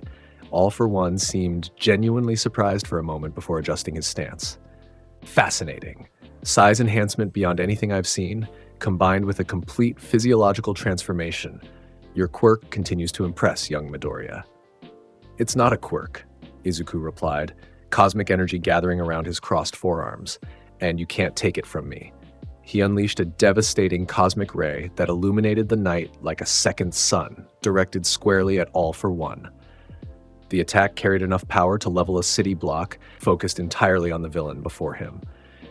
When the light faded and the dust settled, Izuku was shocked to see All for One still standing, surrounded by a shimmering barrier that had absorbed or deflected the cosmic energy.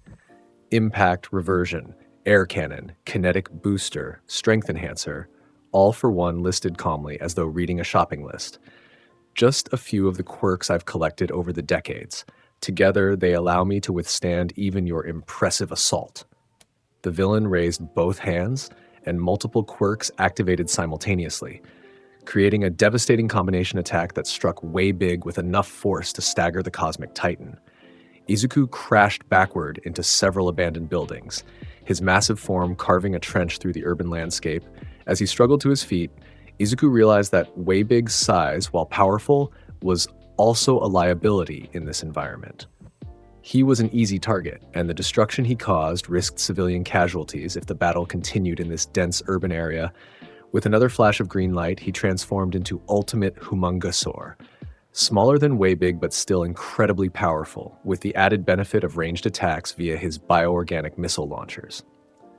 Changing tactics? All for One observed. Adaptive strategy.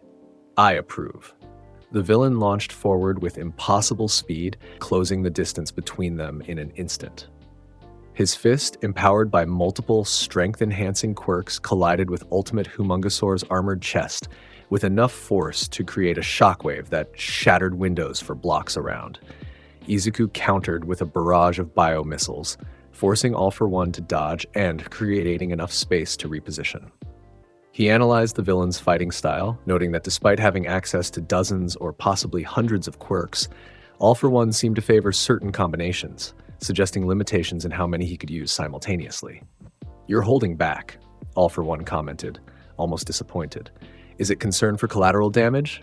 How heroic." "Unlike you, I care about innocent lives," Izuku retorted, transforming again. This time, he became a sleek, blue alien with a distinctive black pattern on his chest and back.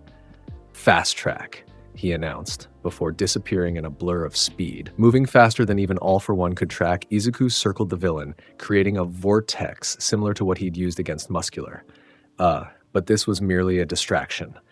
As All for One prepared to counter the speed assault, Izuku transformed yet again. "Atomix," he declared, now appearing as a humanoid alien with a containment suit and nuclear symbol on his chest.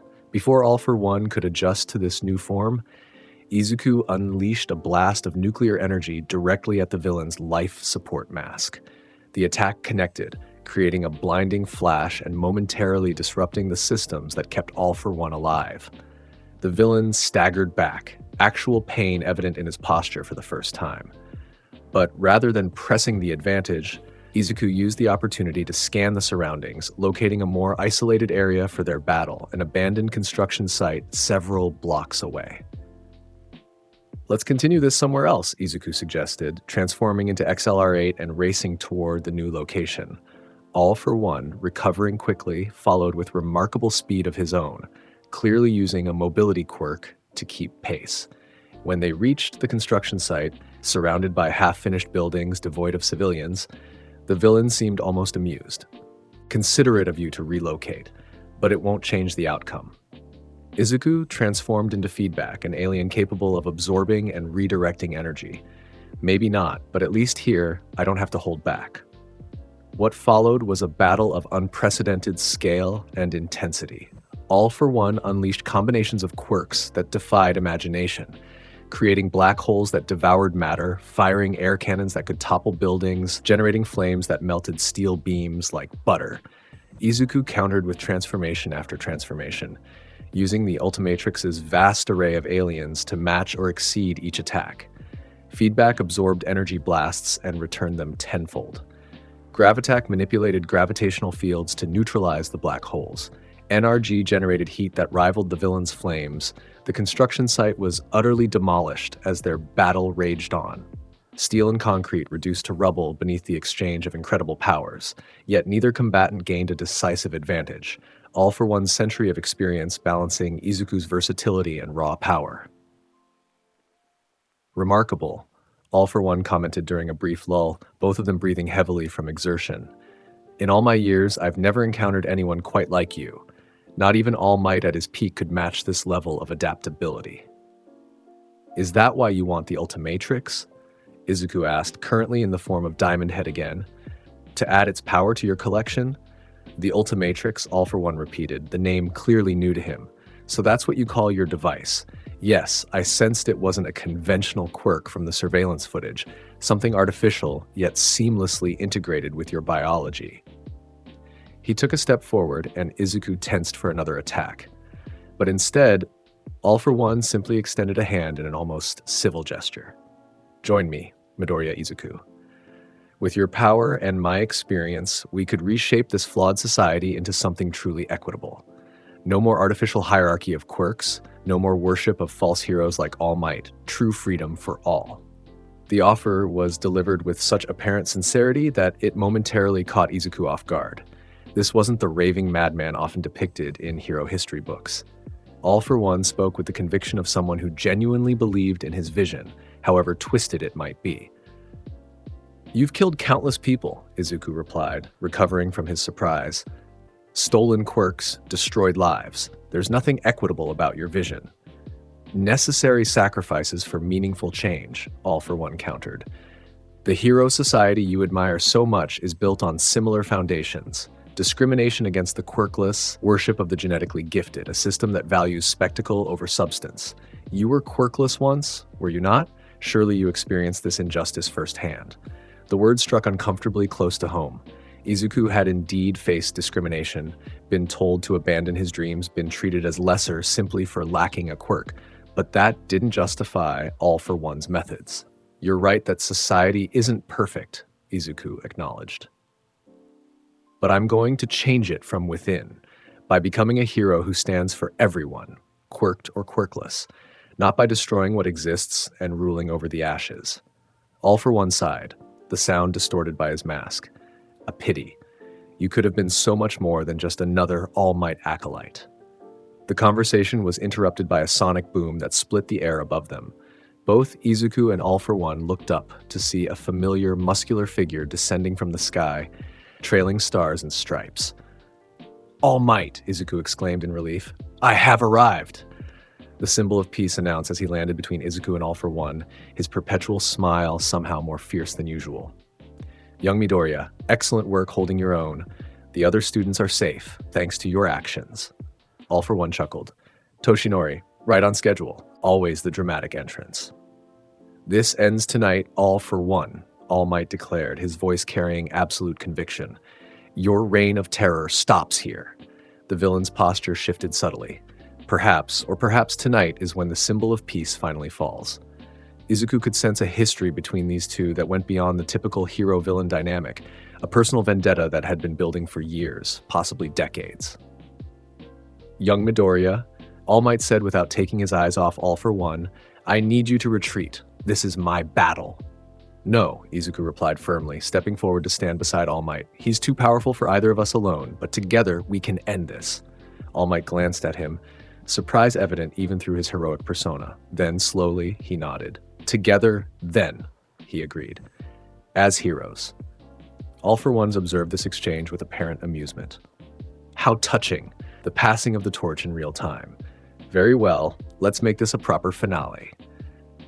The villain unleashed his most devastating attack yet, a combination of multiple quirks that created a spiraling vortex of destructive energy aimed directly at both heroes. All Might countered with a Detroit smash of unprecedented power, while Izuku transformed into Atomix once more, adding nuclear energy to All Might's attack. The resulting collision of forces created an explosion visible for miles, temporarily turning night to day as energy dissipated in all directions. When visibility returned, all three combatants were still standing, though clearly affected by the exchange. All Might's hero form was flickering, steam rising from his body as he struggled to maintain his powered-up state. All for One's mask was cracked, revealing glimpses of the scarred face beneath, and Izuku had reverted to human form, the Ultimatrix temporarily recalibrating after the immense energy expenditure. Is that the limit of the symbol of peace? All for One taunted, preparing another attack. How disappointing. Before he could launch it, green light flashed once more as Izuku accessed a transformation he had been saving as a last resort. Alien X, he announced, his voice now carrying a cosmic resonance that seemed to emanate from everywhere and nowhere, simultaneously. The being that now stood beside All Might was unlike any transformation Izuku had used before. A humanoid silhouette of the night sky itself, with stars and galaxies swirling within its form. 3 horns extended from its head, and the Ultimatrix symbol glowed at the center of its chest. All for One actually took a step back, sensing the incomprehensible power that radiated from this new form. "What is this?" he demanded, a hint of genuine concern in his voice for the first time. "The end," Izuku replied simply, raising a hand. Reality itself seemed to bend around Alien X's gesture. The laws of physics became suggestions rather than rules. Time and space warped according to Izuku's will. With a thought, he neutralized all for One's quirks simultaneously, not erasing them, but temporarily suspending their function within a localized field of altered reality. The villain, suddenly powerless, collapsed to his knees in shock. "Impossible," All for One gasped. "No quirk can do this." "As I told you," Izuku said, his voice echoing with cosmic power, "the Ultimatrix is not a quirk." With All for One temporarily neutralized, All Might surged forward, channeling the last remnants of One for All into a final devastating punch. "United States of Smash!" He roared, striking with enough force to create a crater where All for One had stood. When the dust settled, the greatest villain in history lay unconscious, defeated by the combined efforts of the symbol of peace and a first-year student with power beyond imagination. As police and pro-heroes converged on the scene, Izuku returned to human form, exhausted but triumphant. All Might, no longer able to maintain his heroic appearance, reverted to his true form of Toshinori Yagi, revealing his secret identity to the world in the process. Young Midoriya, All Might said quietly as medical personnel secured All for One with specially designed restraints. What was that final transformation? Izuku looked down at the Ultimatrix, still recalibrating after the intense energy output. Alien X, a celestial sapien with the power to alter reality itself. I've been hesitant to use it because of how powerful it is. All Might nodded in understanding. With great power comes great responsibility. He repeated his earlier advice. Tonight, you proved worthy of that responsibility. As dawn broke over the devastated battleground, Izuku realized that this encounter had fundamentally changed the hero landscape. All Might's true form was now public knowledge. All for One was captured, and the world had witnessed powers beyond what quirks could typically achieve. What that meant for the future of hero society, and for Izuku's place within it, remained to be seen. But one thing was certain, the journey had only just begun. The aftermath of the battle with All for One sent shockwaves through Japanese society and the hero community worldwide. All Might's true form was headline news for weeks, along with speculation about the mysterious student who had fought alongside him against the legendary villain. Despite attempts by UA to maintain some privacy for Izuku, his identity and abilities became the subject of intense public interest. Video footage of the battle, captured by nearby security cameras and civilian phones, showed transformations that defied conventional understanding of quirks. Alien Vigilante, or next symbol of peace, screamed one tabloid headline, accompanied by blurry images of Alien X. Midoriya Izuku, the boy with 1,000 quirks, proclaimed another, more reputable news source. For Izuku himself, the return to UA after the training camp incident and subsequent battle was surreal. Students parted in the hallways as he passed, whispering among themselves. Some looked at him with awe, others with wariness or even fear. "It'll blow over eventually," Uraraka assured him during lunch one day, noticing his discomfort at the attention. "Remember when everyone was obsessed with Todoroki's dual quirk? Now it's just normal." Izuku appreciated the sentiment, though he doubted that transforming into cosmic entities would ever be considered normal. Still, he was grateful for his friends who treated him the same as always. Uraraka with her cheerful optimism, Ida with his earnest rule-following, Todoroki with his quiet solidarity. Even Bakugo had changed in his attitude toward Izuku. The explosive boy still maintained his competitive demeanor, but there was a newfound respect underlying their interactions, forged in the crucible of their shared capture and escape from the League of Villains. "Don't think this makes us friends," Bakugo had growled after they returned to class. "But thanks for coming back for us. That took guts." Coming from Bakugo, it was practically a declaration of eternal brotherhood. The most significant change, however, came in the form of increased security and specialized training. With All Might's retirement from active hero work following the battle, his remaining embers of One for All exhausted in that final clash, UA implemented new protective measures for its students, particularly those who had been targeted by villains. For Izuku, this meant private sessions with Principal Nezu and a rotating cast of pro heroes, focusing on control, strategy, and the ethical use of his abilities. All Might, now teaching full-time at UA, often participated in these sessions, sharing insights from his decades of experience. "The public will look to you differently now," Nezu explained during one such session. "They've seen what you can do, and expectations will be accordingly high. Every action you take as a hero, or even as a student, will be scrutinized more closely than your peers." Izuku nodded, understanding the responsibility that came with his public display of power. "I'll be careful." "It's not just about being careful," All Might added, his gaunt form seated nearby. "It's about understanding the symbolic nature of heroism. People need something to believe in, especially now, with my retirement. You and your classmates represent the next generation of that symbol." This perspective helped Izuku navigate the increased attention with more grace. Rather than being uncomfortable with the spotlight, he began to see it as an opportunity to demonstrate the values he believed in: determination, intelligence, compassion, and the responsible use of power. The provisional license exam, held 2 months after the All-for-One incident, provided the first formal test of these principles. Unlike the entrance exam or sports festival, this assessment was conducted by the Hero Public Safety Commission rather than UA, with the goal of granting qualifying students limited authority to use their quirks for hero work.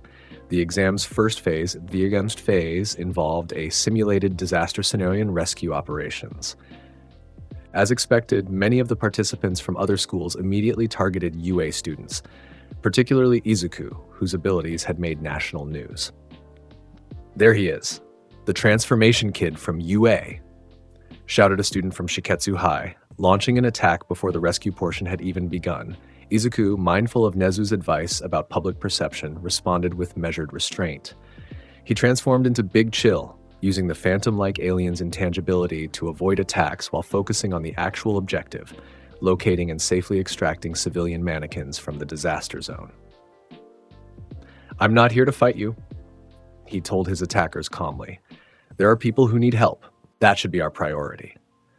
This approach resonated with some of the other school students, who gradually shifted their focus from combating UA participants to the actual rescue operations. By the end of the first phase, Izuku had not only successfully rescued numerous civilians, but had also demonstrated a leadership quality that impressed the examiners. The second phase proved more challenging, a series of one-on-one and group combat scenarios designed to test combat readiness and quick thinking. Here, Izuku faced opponents who had specifically prepared strategies against his known transformations. One particularly clever student from Ketsubutsu Academy used a sound-based quirk to create disorienting frequencies that interfered with several of Izuku's alien forms.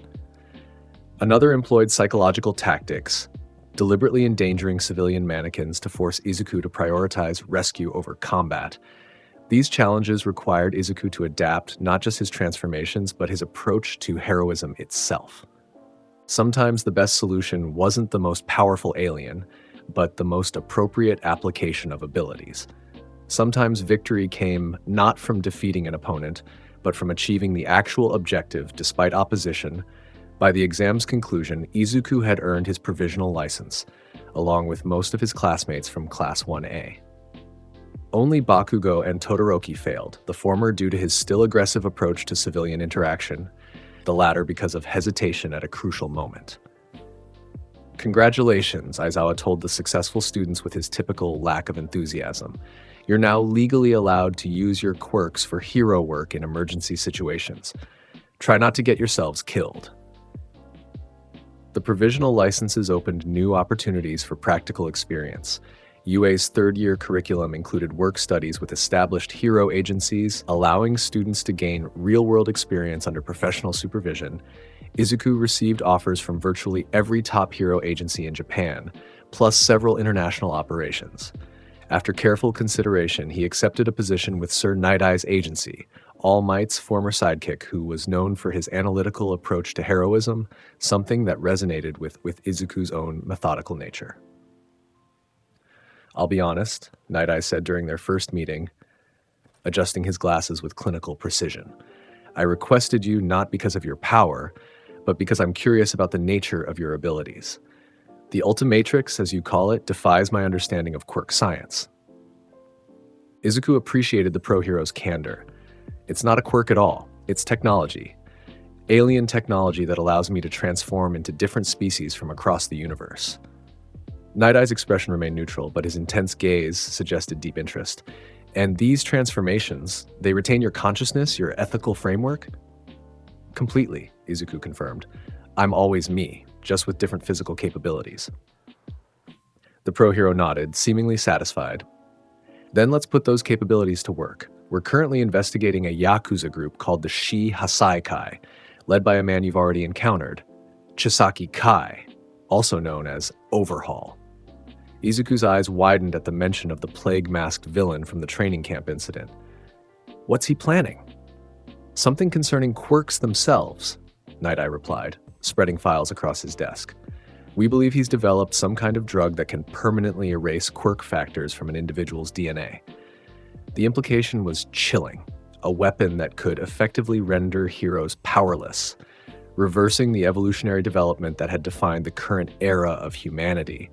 Over the following weeks, Izuku worked alongside Night-Eye's other sidekicks and interns, including Mirio Tagata, a third-year UA, student whose permeation quirk and sunny disposition had earned him the nickname Lemillion, for his goal of saving 1 million people. You must be Midoriya. Mirio greeted enthusiastically during their first meeting. The first year who helped take down All for One. I've been looking forward to working with you.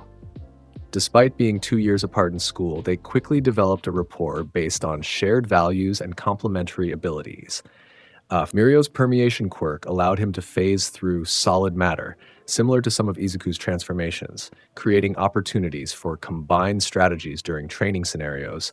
Their investigation of the SAGA progressed slowly at first. Surveillance, information gathering, building a case that would justify a raid on the Yakuza compound. But the situation accelerated dramatically when they discovered the source of Overhaul's quirk-destroying drug, a young girl named Eri, whose rewind quirk was being harvested through cruel and inhumane methods. We have to save her, Izuku declared after seeing surveillance photos of the white-haired child, a horn protruding from her forehead. Whatever it takes. The rescue operation was planned with meticulous detail, involving multiple hero agencies and the police. Sir Night-Eye's foresight quirk provided crucial intelligence about the compound's layout and security measures, while Izuku's transformations offered versatility for different phases of the mission.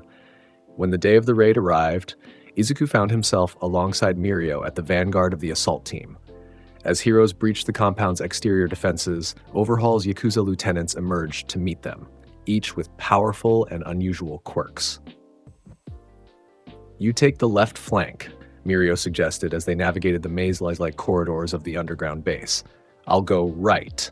Between your transformations and my permeation, we should be able to reach Eri quickly. Izuku nodded, transforming into XLR-8 to rapidly move through the complex. He encountered and defeated several Yakuza members using various transformations, swamp fires, regeneration, and plant control against a blade-wielding villain, Diamond Head's crystalline body against an acid user, Lodestar's magnetism against an enforcer with metal armor. But the true challenge came when he and Mirio converged on Overhaul's inner sanctum, where they found the villain holding Eri hostage. The girl's fearful eyes met Izuku's across the room, and something in her gaze, a mixture of terror and desperate hope, steeled his resolve. "Let her go, Chisaki," Izuku demanded, currently in the form of 4 arms for raw strength. "It's over." "Over?" Overhaul replied with eerie calm. "It's barely begun. Do you know what this child represents? The power to rewind evolution itself, to cleanse the disease of quirks from humanity, and return us to a purer state." Mirio tensed beside Izuku. "That's not your decision to make, and experimenting on a child is unforgivable." "Sentimentality," Overhaul scoffed, "the true plague of modern society." Without warning, he placed his ungloved hand on the floor and using his Overhaul quirk to disassemble and reassemble the entire room. The floor, walls, and ceiling transformed into deadly spikes that shot toward the heroes from all directions. Izuku reacted instantly, transforming into Diamond Head and creating a crystal dome to protect himself and Mirio. Meanwhile, Mirio used his permeation to phase through the attack, emerging directly beside Overhaul and Eri. "Lemillion!" Izuku called in warning as Overhaul reached for the third-year student. Mirio's permeation allowed him to avoid the villain's touch, but in doing so, he had to solidify partially to grab Eri. This created an opening that Overhaul exploited, placing his hand on Mirio's arm. The effect was instantaneous and horrifying. Mirio's arm disassembled into constituent particles before reassembling in a grotesquely distorted form, clearly causing excruciating pain. "Mirio!"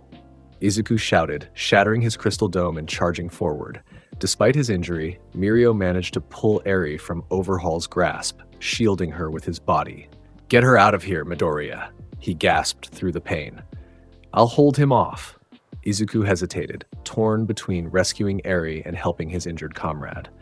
But Mirio's determined expression made the decision clear. The mission came first, and the mission was saving Eri. With a nod of understanding, Izuku transformed into XLR8 again, moving at supersonic speed to collect Eri from Mirio's protective embrace. The girl flinched at his alien appearance, but something in his eyes, the same human compassion regardless of his current form, seemed to reassure her. "It's okay," Izuku said gently. "I'm here to help you."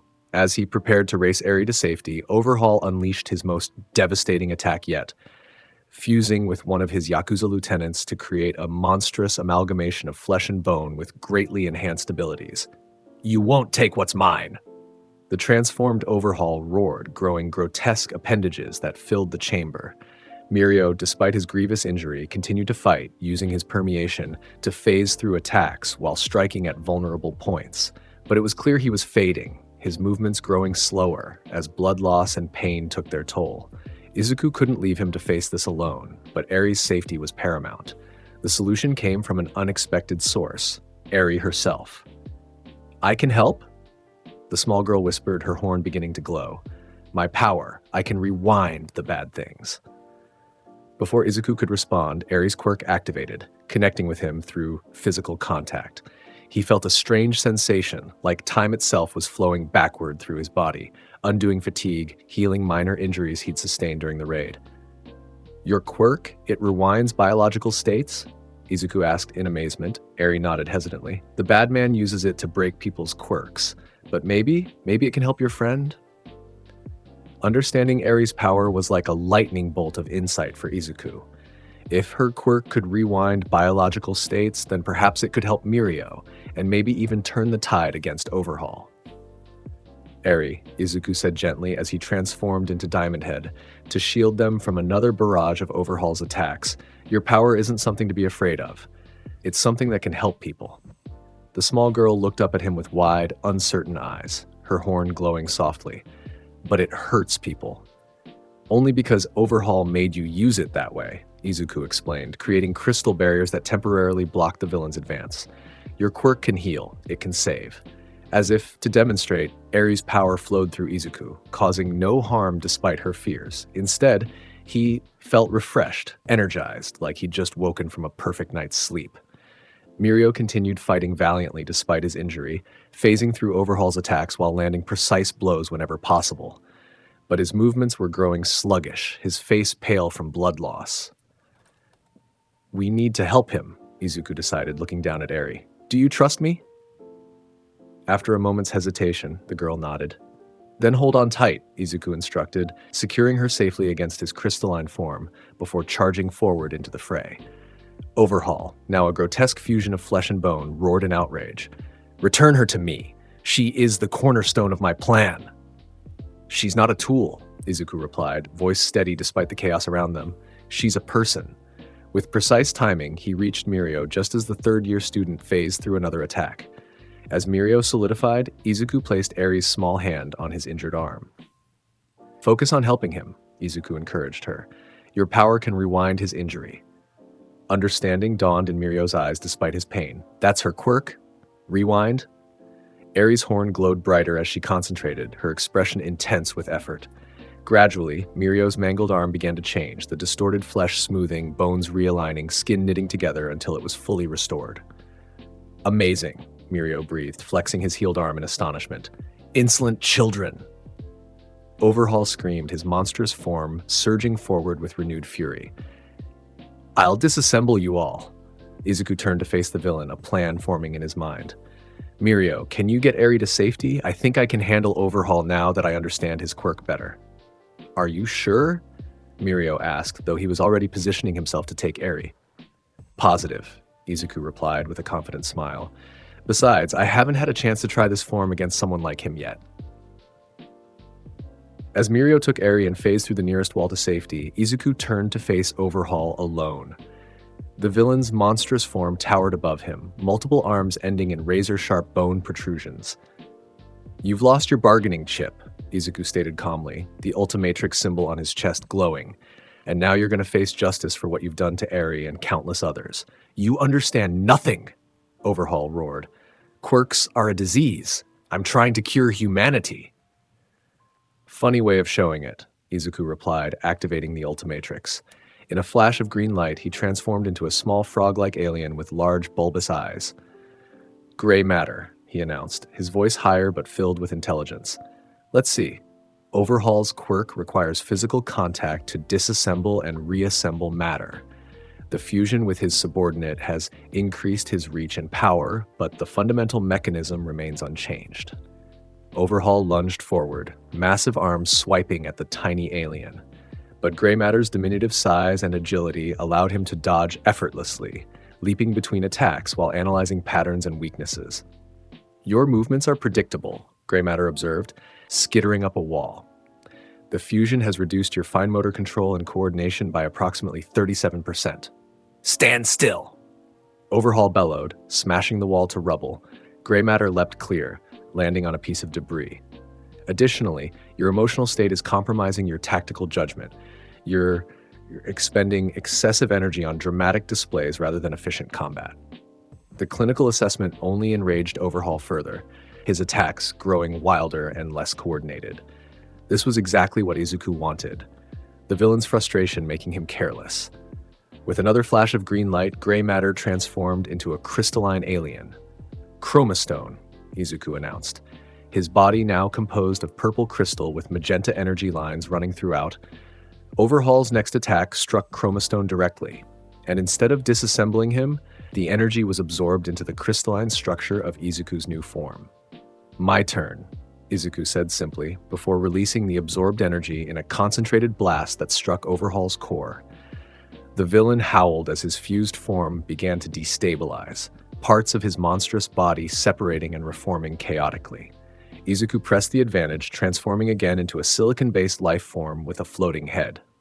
"Lodestar," he declared, immediately generating powerful magnetic fields that targeted the metallic components in Overhaul's costume and the surrounding debris.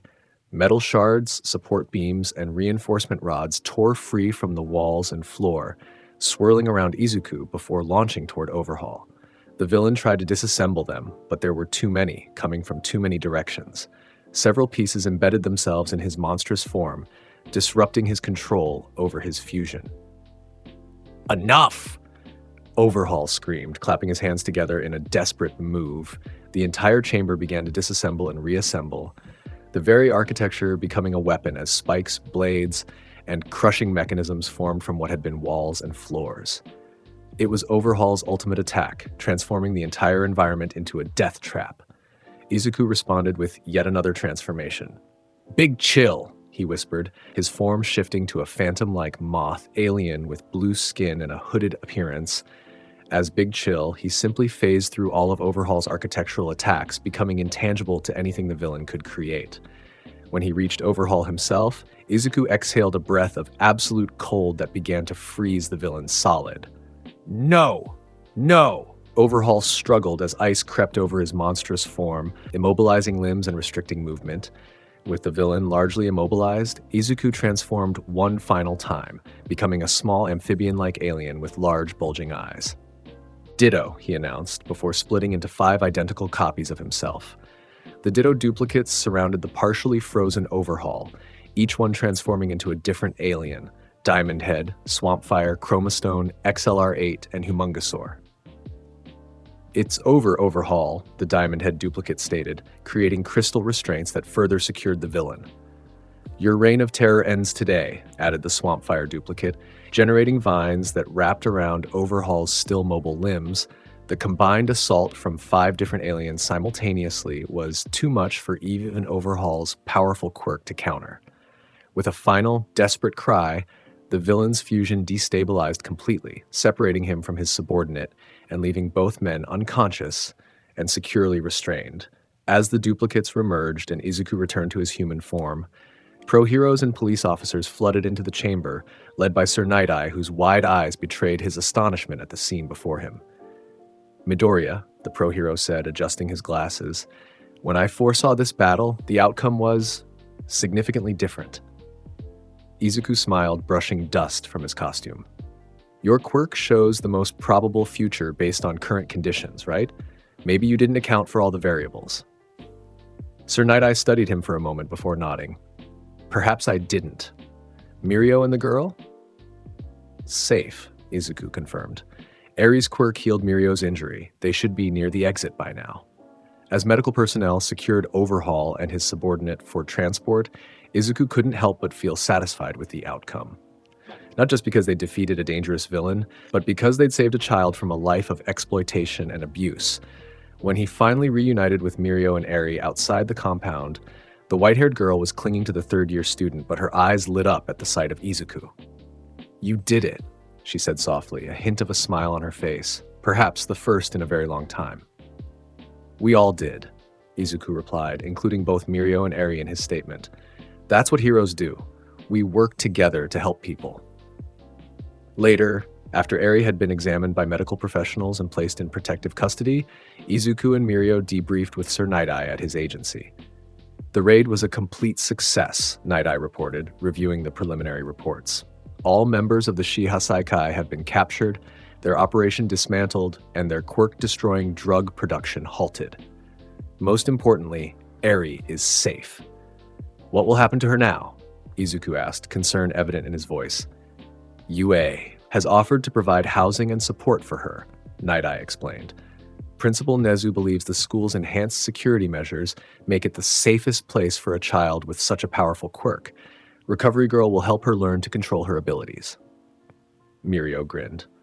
"That's great, we can visit her and make sure she's adjusting well." Izuku nodded in agreement, though a question still lingered in his mind. "Sir, during the battle, you mentioned that you foresaw a different outcome. What exactly did you see?" Night-Eye's expression darkened slightly. "I saw Mirio losing his quirk permanently to one of Overhaul's drugs. I saw you severely injured, and I saw Overhaul escaping with Eri." The gravity of what might have been settled over the room. Had Eri not used her quirk when she did, had Izuku not understood its potential applications so quickly, things could have gone very differently. "Your presence changed everything, Midoriya," Night-Eye continued. "My foresight has never been wrong before, yet you somehow created a future I couldn't see." Izuku considered this. "Maybe it's because the Ultimatrix isn't a quirk. Your foresight might be calibrated to predict outcomes based on quirk interactions, but alien DNA might introduce variables your quirk can't account for." Night-Eye adjusted his glasses thoughtfully. "A fascinating hypothesis. I'd like to test it further if you're willing." Before Izuku could respond, his phone buzzed with an incoming message from UA. An emergency summons for all Hero Corps students to return to campus immediately. "Something's happened," he announced, showing the message to Night-Eye. I need to get back to school. The pro-hero nodded. Go. We'll continue this discussion another time. As Izuku hurried back to UA, transforming into XLR8 to cover the distance in minutes rather than hours, he couldn't help but wonder what new crisis awaited. The defeat of Overhaul should have been a moment of triumph, but experience had taught him that in the world of heroes, one victory often led directly to the next challenge. When he arrived at UA, he found the campus in a state of controlled chaos. Students were being directed to the main auditorium, while teachers and pro-heroes maintained a visible security presence throughout the grounds. Midoriya, Uraraka called, waving to him as he approached the auditorium. Where have you been? We've been trying to reach you. Work study with Sir Night-Eye, he explained, joining her and the rest of Class 1A. What's going on? You haven't seen the news? Ida asked, his normally precise movements even more rigid with tension. The villain All For One has escaped from Tartarus. The news hit Izuku like a physical blow. All For One, the most dangerous villain in history whom he and All Might had defeated together, was free once more. How? He demanded. Tartarus is supposed to be inescapable. It was an inside job, Todoroki explained, his heterochromatic eyes serious. Someone on the prison staff was actually a League of Villains infiltrator. They disabled the security systems long enough for an extraction team to break him out. As they entered the auditorium, Izuku spotted All Might in his diminished form, deep in conversation with Principal Nezu and several other teachers. The former symbol of peace looked even more gaunt than usual, the stress of the situation clearly taking its toll. All students, please be seated, Nezu announced as the auditorium filled. We have a serious situation that affects all of you, especially those who were involved in the Camino incident. Once everyone was settled, Nezu explained the details of All For One's escape and the implications for Hero Society. With All Might retired and no longer able to act as a deterrent, the Master Villain's return threatened to upset the delicate balance that had maintained relative peace for years. As a precautionary measure, Nezu continued, we are implementing enhanced security protocols across campus. All students will temporarily reside in on-campus dormitories, effective immediately. Your parents have been notified, and arrangements are being made to transport your essential belongings. Murmurs spread throughout the auditorium as students processed this information. For many, it meant a significant disruption to their family lives and routines. But the reasoning was sound. UA could protect them better if they remained on campus. Additionally, Nezu added, his tone growing more serious, certain students who have been specifically targeted by the League of Villains in the past will receive additional security measures. This includes, but is not limited to, Midoriya Izuku, Bakugo Katsuki, and Todoroki Shoto. Izuku felt eyes turning toward him from around the auditorium. After the Camino incident and his role in All For One's initial capture, he was indeed a likely target for retaliation. After the briefing, All Might asked to speak with Izuku privately. They walked to the teacher's lounge, where the former symbol of peace sank heavily into a chair. Young Midoriya, he began, his voice weary, I'm afraid I've failed in my duty. All For One should have remained in prison for the rest of his life. This isn't your fault, Izuku reassured him. No one could have predicted a mole within Tartarus itself.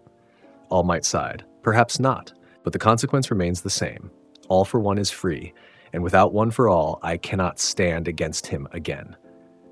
That responsibility may fall to you. The gravity of the statement wasn't lost on Izuku. You think he'll come after me specifically? I'm certain of it, All Might replied grimly. You humiliated him at Camino. More importantly, he witnessed the power of the Ultimatrix firsthand. Power he couldn't take, couldn't copy, couldn't counter effectively. A man like All For One doesn't forget such things. Izuku nodded, understanding the implications. I'll be ready if he comes. That's what concerns me, All Might admitted. Your confidence is well-founded, young Midoriya. The Ultimatrix makes you possibly the most powerful individual in Japan, perhaps the world. But All For One has had months to plan, to gather new quirks, to devise strategies specifically to counter you. Let him try, Izuku replied, not with bravado, but with simple certainty. I've been training too, learning new applications for my transformations, improving my strategy and efficiency. All Might studied him for a moment before a small smile cracked his gaunt features. Your growth has been remarkable, not just in power, but in maturity and judgment. I believe in you, young Midoriya. But please, be cautious. All for One has centuries of experience and cunning. I understand, Izuku assured him, and I won't be facing him alone. I have friends, teachers, fellow heroes, just like at Kamino. The conversation was interrupted by an alert on both their phones. A villain attack in progress at Kiyoshi Ward Shopping Mall, with multiple pro heroes already responding. You should go, All Might said, noting Izuku's immediate attention to the alert. Your provisional license authorizes you to assist in such situations, and the experience will be valuable. Izuku didn't need to be told twice. With a quick farewell, he raced from the building, transforming into XLR8 once outside to reach the mall in minutes. The scene that greeted him was chaotic. A villain with a mutation-type quirk that gave him 4 extra arms, each ending in blade-like protrusions, was rampaging through the mall's main concourse. Several pro heroes were already engaged, but the villain's multiple limbs and extraordinary speed made him difficult to pin down. Midoriya, called Mount Lady, one of the responding pros. Glad to see you. This guy's been giving us trouble, some kind of speed enhancement on top of his mutation. Izuku assessed the situation quickly. The villain was indeed moving with unnatural speed, suggesting either a secondary quirk or some form of enhancement drug. Civilians were being evacuated, but the confined space of the mall limited the pro heroes' ability to use their more destructive abilities. I've got this, Izuku assured Mount Lady, transforming from XLR8 to Spider Monkey. The agile, 4-armed alien form was perfect for the enclosed environment. Using his tail's web-shooting ability, Izuku created barriers that restricted the villain's movement while providing safe paths for fleeing civilians. Hey, blade arms, Izuku called, drawing the villain's attention. Let's take this somewhere with fewer people, shall we? The villain snarled, focusing his 6-armed assault on Izuku. The transformation kid from UA, perfect. Taking you down will make my reputation. You're not the first to try, Izuku replied, easily dodging the villain's attacks despite his enhanced speed. Using Spider Monkey's agility and web slinging, Izuku led the villain away from the crowded areas toward the mall's empty parking structure. Here, with fewer civilians at risk, he could fight more freely. Nowhere to run now, the villain gloated, apparently believing he had Izuku cornered. Who's running? Izuku asked, a hint of excitement in his voice. I was just looking for space to try something new. With a flash of green light, Spider Monkey was replaced by a massive, dinosaur-like alien with red-brown skin and immense strength. Humungosaur, Izuku announced, growing even larger as he activated that form's size-changing ability. The villain's confident expression faltered slightly, but he rallied quickly. Bigger just means easier to hit, he declared, charging forward with his 6-bladed arms slashing in a coordinated pattern. Izuku met the charge head-on, using Humungosaur's tough hide to absorb blows that would have shredded a normal human. Despite the villain's speed and multiple limbs, he couldn't generate enough force to seriously damage Izuku's transformed state. Is that all you've got? Izuku asked, genuinely curious. The way you were tearing through the mall, I thought you'd be stronger. The taunt had its intended effect. The villain abandoned caution and launched into a frenzied all-out attack. This created the opening Izuku had been waiting for. With precision that belied Humungosaur's massive size, he caught 2 of the villain's arms mid-strike, using the momentum to flip him onto his back. Before the villain could recover, Izuku pinned him with one massive foot, applying just enough pressure to immobilize without causing injury. It's over, he stated simply. Surrender now, and no one else gets hurt. To his credit, the villain recognized his defeat and stopped struggling. As pro heroes arrived to take him into custody, Izuku returned to human form, helping with the aftermath of the attack and ensuring all civilians were safe. Nice work, kid, Mount Lady complimented as they watched police secure the villain for transport. Quick and clean, minimal property damage, you're getting quite the reputation for efficiency, Izuku smiled. Just doing my job. Besides, not every villain needs the big guns to take down. As he prepared to return to UA, Izuku's phone buzzed with another alert. This one far more serious than a mall rampage. Multiple villain attacks were occurring simultaneously across the city, all bearing the hallmarks of the League of Villains. A coordinated assault, he muttered, understanding the strategy immediately. By spreading pro-heroes thin across multiple locations, the League was creating opportunities for their real objective, whatever that might be. The question was, which attack should he respond to?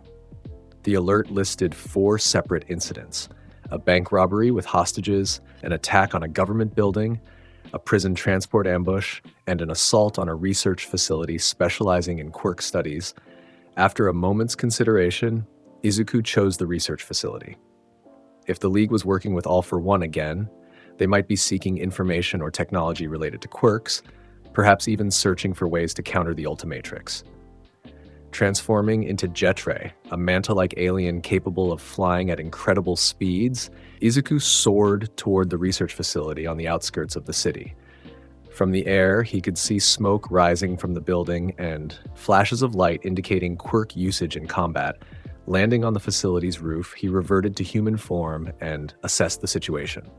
Through a skylight, he could see several League members, including the warp villain Kurogiri and the flame wielder Dabi, engaging security forces and the few pro-heroes who had responded so far.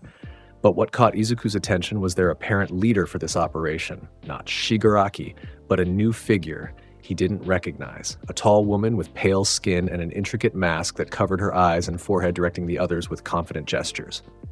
Interesting, Izuku murmured. New member, or someone they've been keeping in reserve? He decided on a direct approach. Transforming into Big Chill, he phased through the roof, becoming visible in the center of the facility's main laboratory, just as Dabi incinerated a security barricade. "Sorry to crash the party," Izuku announced, his spectral voice echoing in the cavernous space. "But I'm going to have to ask you all to leave." The villains whirled to face him, reactions ranging from Dabi's scowl to the masked woman's intrigued head tilt. "Midoriya Izuku," the woman spoke, her voice cultured and precise. "All for One said you might appear. How fascinating to see you in person at last." "You have me at a disadvantage," Izuku replied, hovering above the floor. "You know my name, but I don't know yours." The woman smiled, removing her mask to reveal strikingly intelligent eyes. "You may call me Resonance. My quirk allows me to analyze and disrupt the energy frequencies of other quirks, quite useful for research purposes." "And what research brings you here today?" Izuku asked, maintaining his position while assessing potential threats. Besides Dabi and Kurogiri, he counted 3 other League members he didn't recognize. "Curious, aren't you?" Resonance remarked. "Very well. This facility has been studying quirk factor amplification, ways to temporarily boost a quirk's power beyond its natural limitations. All for One finds such research relevant to his interests." Izuku understood immediately. If All for One could amplify the quirks he had already stolen, it would make him even more dangerous. And if he could apply that amplification to quirks specifically chosen to counter the Ultimatrix... "I can't let you take that research," Izuku stated firmly. Resonance sighed theatrically. "I expected as much. Dabi, Kurogiri, deal with him while I secure the data." Dabi grinned, blue flames erupting around his hands. "Been waiting for a rematch with you, kid." Kurogiri's misty form expanded, creating warp gates at strategic positions around the laboratory. "We've studied your transformations extensively, Midoriya. You'll find we're better prepared this time." Izuku had to admit, their confidence was interesting. Had they really developed counter-strategies for his aliens? Only one way to find out. As Dabi launched a massive wave of blue flame, Izuku remained in his Big Chill form, allowing the fire to pass harmlessly through his intangible body. But to his surprise, the flames suddenly curved back, reforming into a spherical cage that surrounded him completely. "Thermal tracking," Dabi explained with a smirk. "Even your intangible form gives off a slight heat signature. My flames can follow it." Interesting strategy, Izuku thought, though not particularly effective against Big Chill, whose ice powers could easily counter fire. But before he could demonstrate this, Kurogiri created a warp gate directly in his path, its exit positioned to send him straight into an electrical containment field being generated by one of the unknown League members. They had indeed studied his forms and prepared accordingly. But they'd underestimated the versatility of the Ultimatrix. With a flash of green light, Big Chill transformed into a different alien altogether, a crystalline being with rainbow-colored silicon-based body. Chromostone, Izuku announced, absorbing the electrical containment field's energy and redirecting it as a concentrated blast that disabled the generator. Dabi's flames still surrounded him, but Chromostone was immune to heat damage. Instead of trying to escape the fire cage, Izuku transformed again, this time into a small, frog-like alien with enhanced intelligence. Gray matter, he declared, his size now so diminished that he simply fell through the gaps in Dabi's flame construct. Where did he go? One of the unknown villains demanded, scanning the floor for the tiny alien. By the time they spotted him, Izuku had already reached a computer terminal. With Gray Matter's intelligence and dexterity, he quickly accessed the facility's security systems, activating containment measures designed to neutralize quirk-based threats. Specialized suppressant foam sprayed from ceiling nozzles, extinguishing Dabi's flames and weighing down Kurogiri's misty form. Electromagnetic pulses temporarily disrupted the other villain's quirks. Only Resonance seemed prepared, producing a small device from her pocket that generated a protective field around her. Clever, she acknowledged, continuing to download data from the facility's main server, but ultimately futile. I've already secured what we came for. As if to punctuate her statement, alarms began blaring throughout the facility, indicating that the other League attacks across the city had been diversions for an even larger incident now unfolding. That would be our main event beginning, Resonance explained with a smile. All for One sends his regards, Midoriya Izuku. He looks forward to meeting you again soon. Before Izuku could respond, Kurogiri, fighting through the suppressant foam, created a large warp gate that engulfed all the League members, including Resonance. Within seconds, they had vanished, leaving behind a partially destroyed laboratory and the ominous sound of continuing alarms. Izuku returned to human form, immediately checking his phone for updates. What he saw sent a chill through him, despite his normally calm demeanor. The main event Resonance had mentioned was an attack on UA itself, a direct assault on the very heart of Hero Society. Without hesitation, he transformed into XLR-8 once more, racing back toward campus with greater speed than he'd ever pushed this form to achieve. As he ran, his mind worked through possibilities and strategies. Why attack UA now? What was All for One's true objective? The answer became clear as he approached the school and saw the chaos unfolding at its main gate. This wasn't just an attack on UA, it was a precise extraction operation. And the target was now visible, being escorted through a battle zone by several high-end Nomu, Eri, the girl with the rewind quirk. Of course, Izuku realized. All for One wants Eri's power, the ability to rewind biological states. With that, he could potentially restore himself to his prime before his injuries from fighting All Might. The implications were chilling. All for One, already nearly unstoppable with his collection of stolen quirks, would become even more dangerous if returned to full health and power. Izuku didn't hesitate. Transforming from XLR-8 to Humungusaur, he charged directly into the fray, targeting the Nomu escort surrounding Eri. The girl's terrified expression changed to hope when she spotted him. "Midoriya!" she called out, struggling against the Nomu's grip.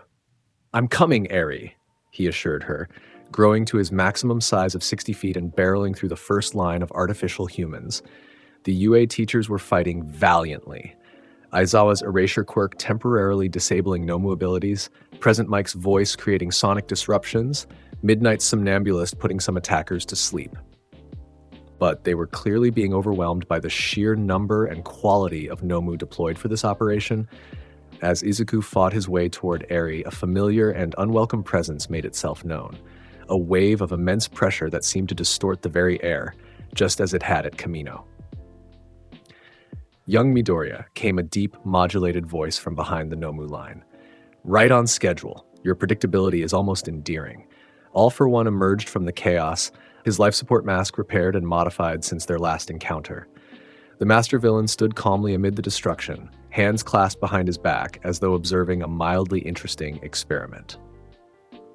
"Let Eri go," Izuku demanded, maintaining his Humungusaur form while positioning himself between All for One and the school building. "Your fight with me."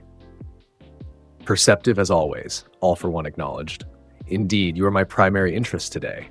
Hers, the girl, is merely leverage." With a gesture, the Nomu holding Eri brought her closer to All for One, eliciting a whimper of fear from the child. "Here's my proposal," the villain continued. "Surrender yourself and the device you call the Ultimatrix for study, and the girl remains unharmed.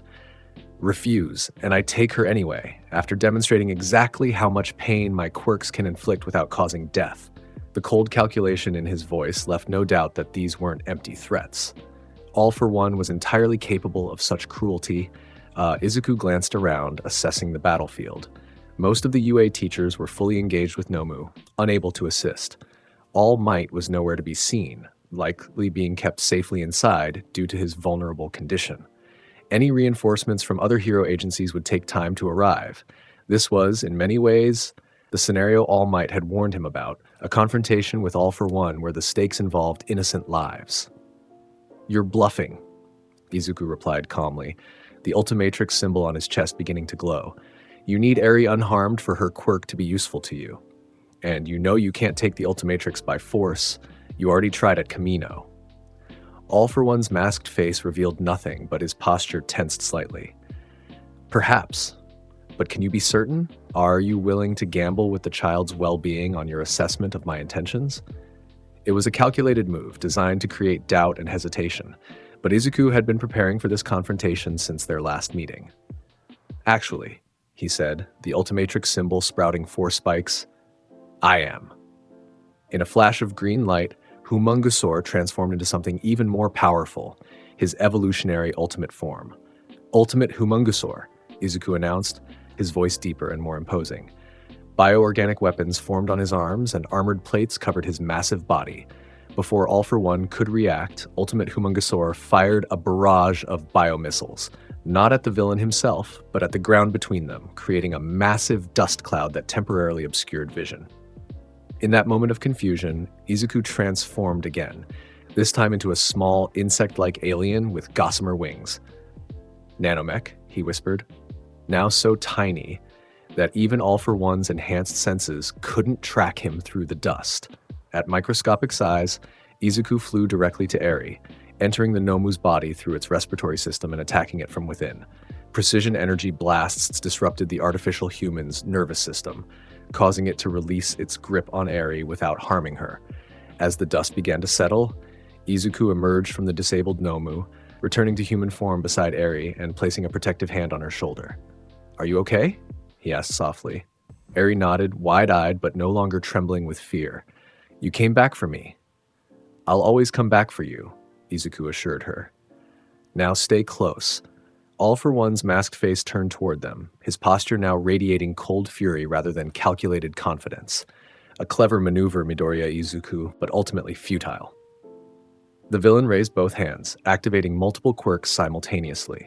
The ground beneath Izuku and Eri liquefied, while the air around them became superheated, and gravitational forces increased tenfold, threatening to crush them into the melting earth. Izuku reacted instantly, transforming into Heat Blast, a magma-based alien immune to extreme temperatures. Scooping Eri into his arms, he generated flames beneath his feet that solidified the liquefied ground and created a platform of hardened stone. "Hang on tight," he instructed Eri, before launching them both into the air on a column of flame, escaping the gravitational field All for One had created, but the villain was prepared for aerial evasion. With another combination of quirks, he generated a massive vortex that threatened to tear Heat Blast and Eri apart mid-flight. Izuku transformed again, becoming a silicon-based lifeform with a floating head and magnetic powers. "Lodestar," he announced, using his magnetic abilities to create a counter-rotating field that neutralized the vortex while safely cradling Eri in a magnetic bubble. All for One didn't waste time on further ranged attacks. With speed that belied his massive frame, he launched himself directly at Izuku and Eri, multiple quirks activated and ready to strike. Izuku had a split second to decide: fight while protecting Eri or prioritize getting her to safety.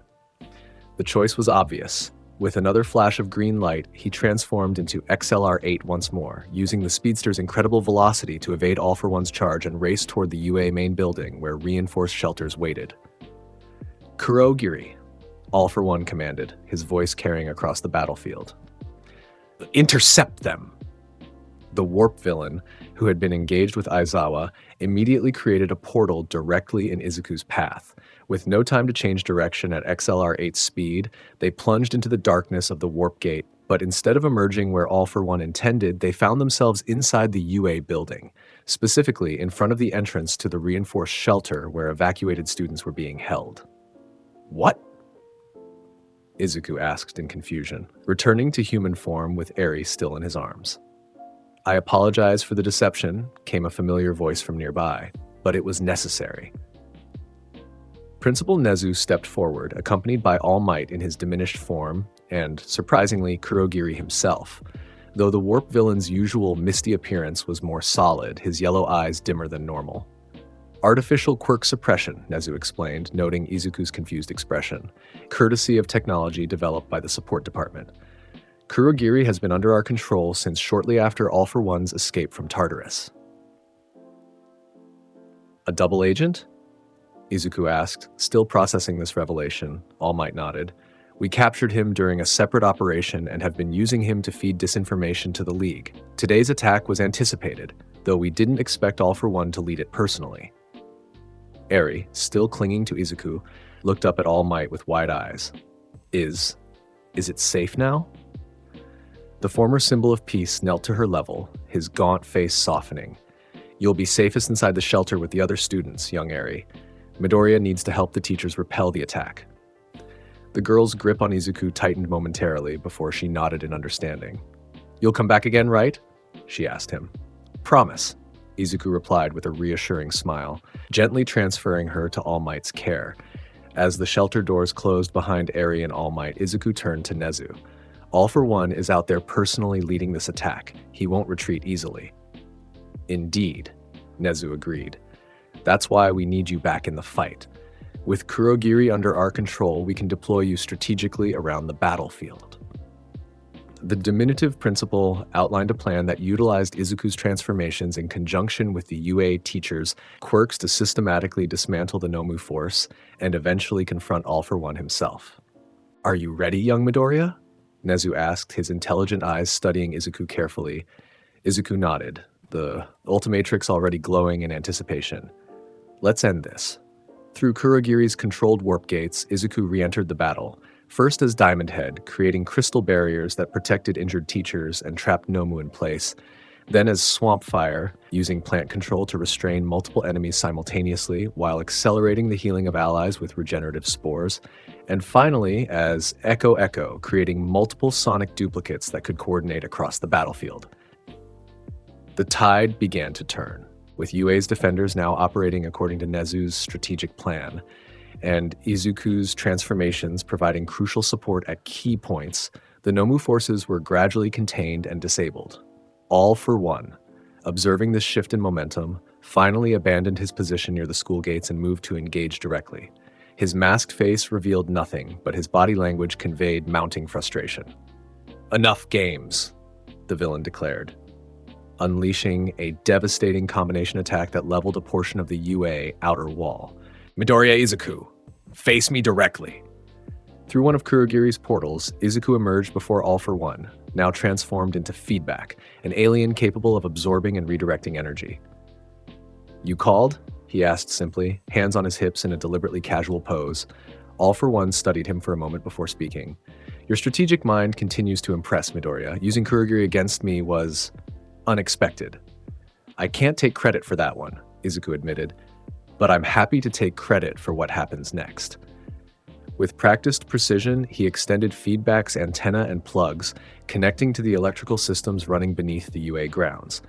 Energy surged through his body, building to levels that caused his form to glow with barely contained power. This ends today, Izuku stated, his voice resonating with the energy he was channeling. You're going back to Tartarus, All for One. The villain chuckled, the sound distorted by his mask. Bold declaration. But I've had months to prepare for our rematch, Midoriya. Do you really think I came without countermeasures for your abilities? In response, All for One activated a new combination of quirks, one that created a field around him that seemed to dampen energy itself.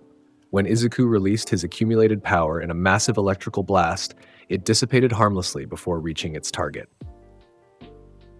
Energy nullification, all for one explained casually, acquired specifically with your electricity and radiation-based forms in mind. Izuku didn't waste time on surprise. With a flash of green light, feedback was replaced by a humanoid alien composed of swirling green energy contained within armor. Atomix, he announced, his voice deeper and more resonant. Rather than another energy blast, Atomix flew directly at All for One, engaging in close combat where the nullification field would be less effective. Each punch carried nuclear force, each movement leaving trails of atomic energy in the air. All for One countered with strength-enhancing quirks, meeting Atomix's assault with equal force. The clash of powers created shockwaves that shattered windows across the UA campus. You've improved your combat techniques, All for One observed, blocking a particularly powerful strike. Not relying solely on raw power anymore. Sir Night Eye's influence, perhaps? Or was it Gran Torino? Izuku didn't bother responding to the taunt, focusing instead on identifying patterns in All for One's defenses. The villain was indeed better prepared than at Kamino, his quirk combinations more refined and specifically tailored to counter Izuku's known transformations. But the Ultimatrix contained thousands of alien forms, many of which Izuku had never needed to use in public. And All for One couldn't have countermeasures for what he'd never seen. With another flash of green light, Atomix was replaced by an alien form Izuku had never revealed before, a crystalline being with a body composed of green diamond-like material. Diamond Head?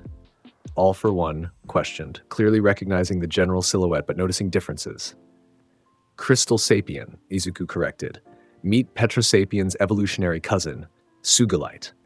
Before All for One could process this new information, Sugalite unleashed an ability the villain couldn't have anticipated, absorbing ambient ultraviolet radiation from sunlight and concentrating it into a prismatic beam of devastating power.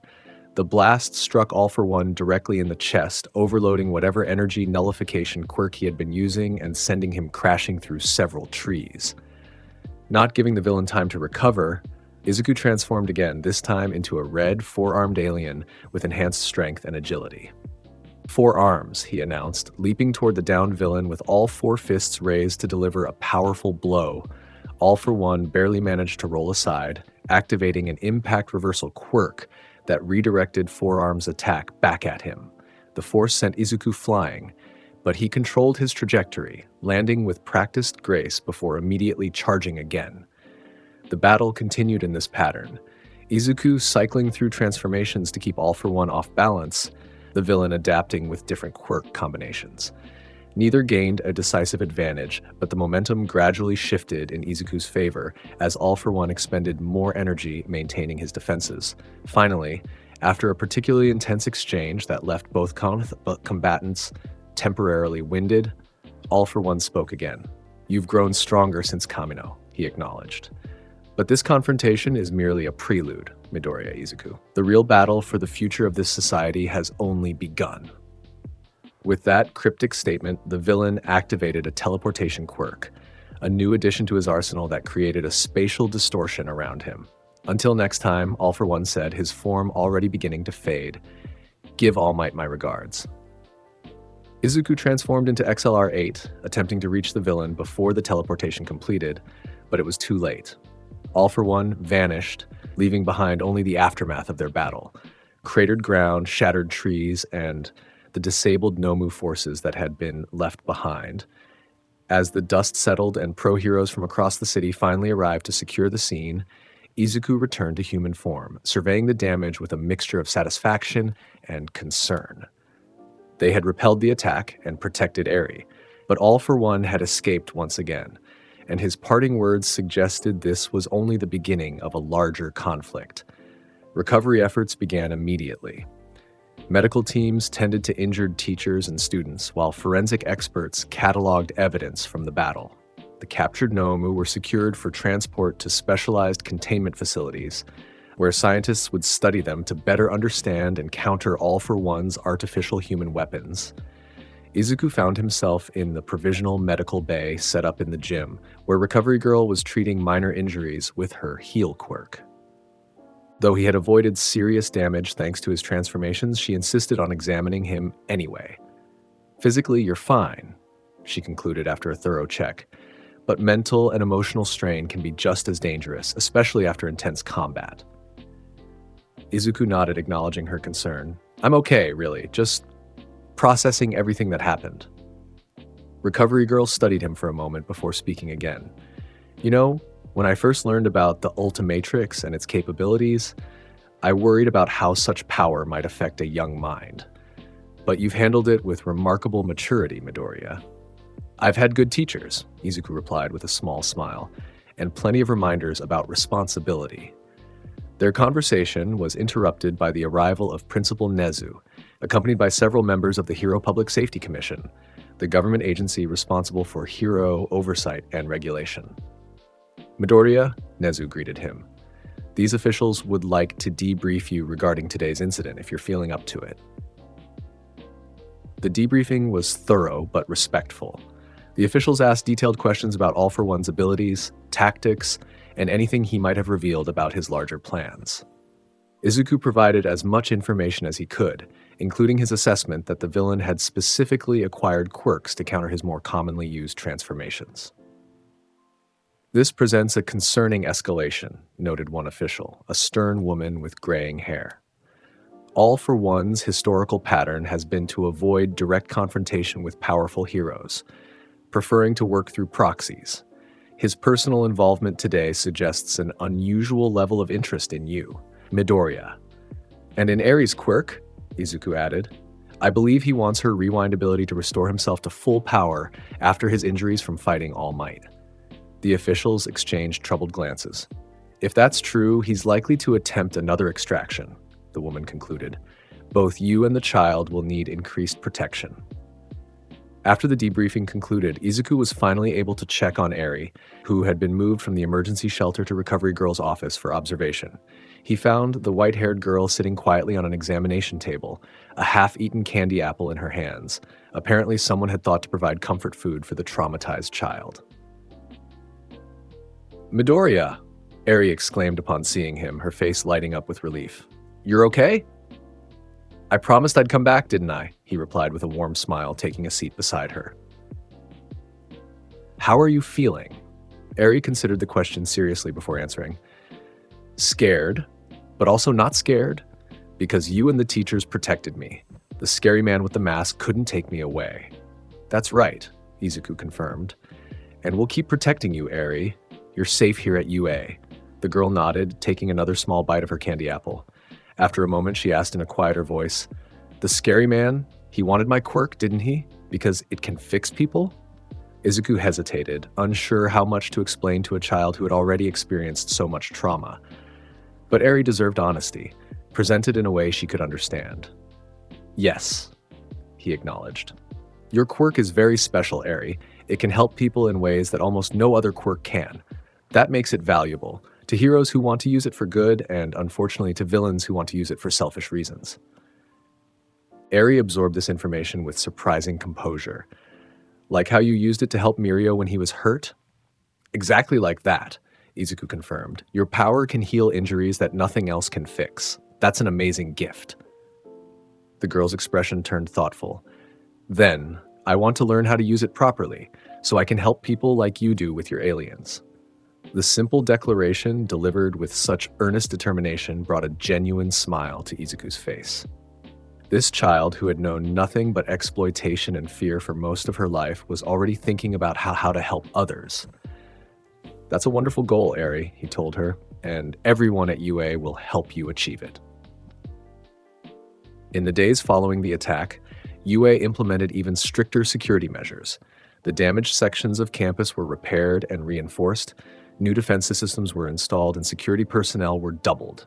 Students were restricted to campus until further notice, with hero studies continuing under heightened vigilance. For Izuku, this period brought both challenges and opportunities. The challenges came in the form of increased scrutiny, not just from villains, but from hero agencies, government officials, and the media, all of whom recognized his central role in the ongoing conflict with All for One. The opportunities, however, were equally significant.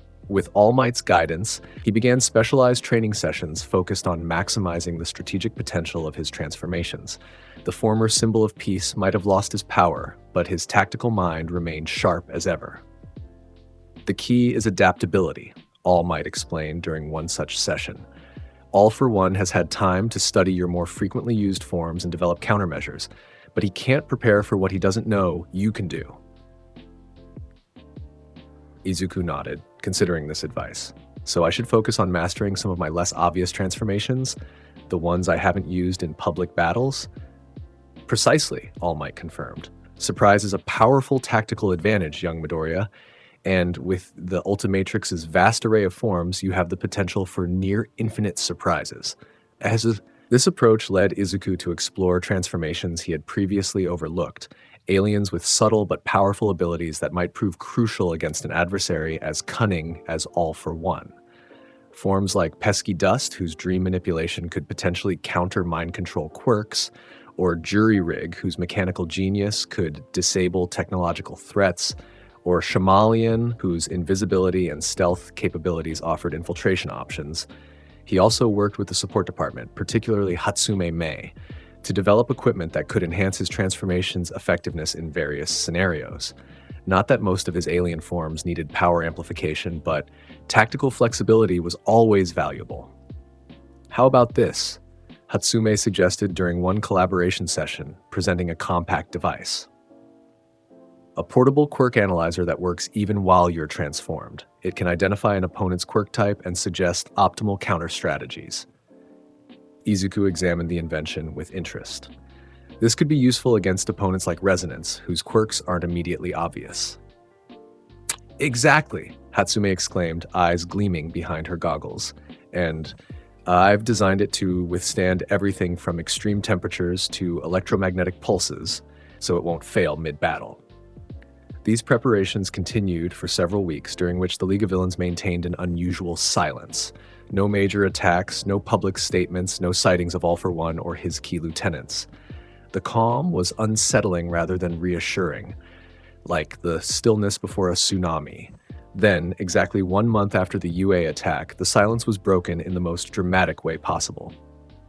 Every digital screen in Japan, from smartphones to billboards, simultaneously displayed the same message, a simple black circle containing a white mask identical to All for One's life support apparatus. Moments later, the mask disappeared, replaced by live video of the villain himself, seated in what appeared to be a throne-like chair.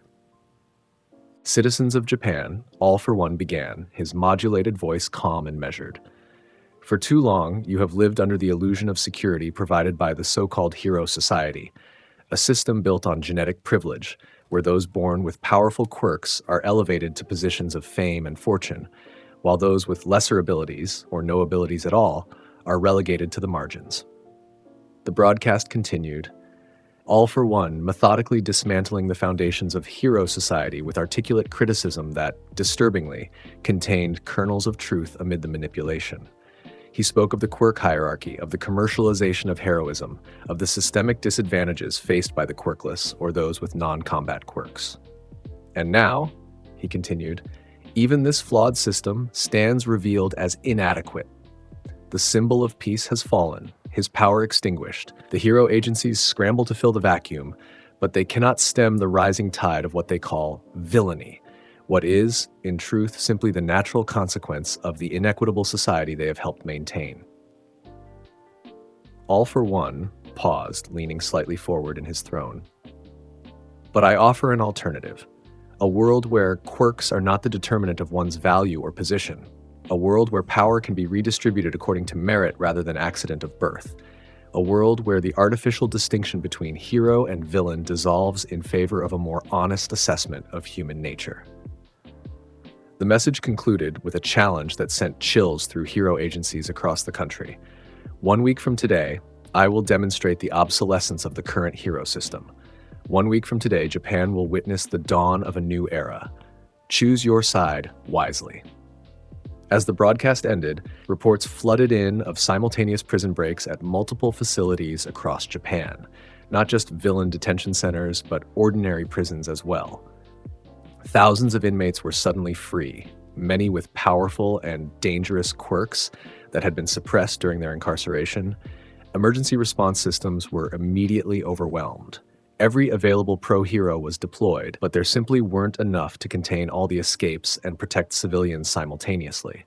It was, as All Might grimly described it when the UA faculty gathered to assess the situation, the perfect storm. He's forcing a resource allocation crisis, Nezu analyzed, his intelligent eyes narrowed in concentration. By creating too many threats to address simultaneously, he guarantees that some will succeed, and each success further undermines public confidence in the hero system. Which plays directly into his narrative, Aizawa added, his bloodshot eyes even more severe than usual. He's not just attacking hero society physically, he's attacking its ideological foundations. All Might, looking more gaunt than ever, turned to Izuku, who had been included in the emergency faculty meeting due to his central role in the conflict. Young Midoriya, the former symbol of peace, said gravely, "I'm afraid All for One is orchestrating this chaos with you specifically in mind.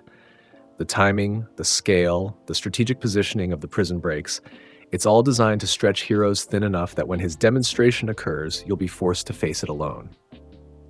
Izuku nodded, having reached the same conclusion. He wants a public showdown, a chance to defeat me, or force me to defeat him, in front of the entire country. Precisely, Nezu confirmed.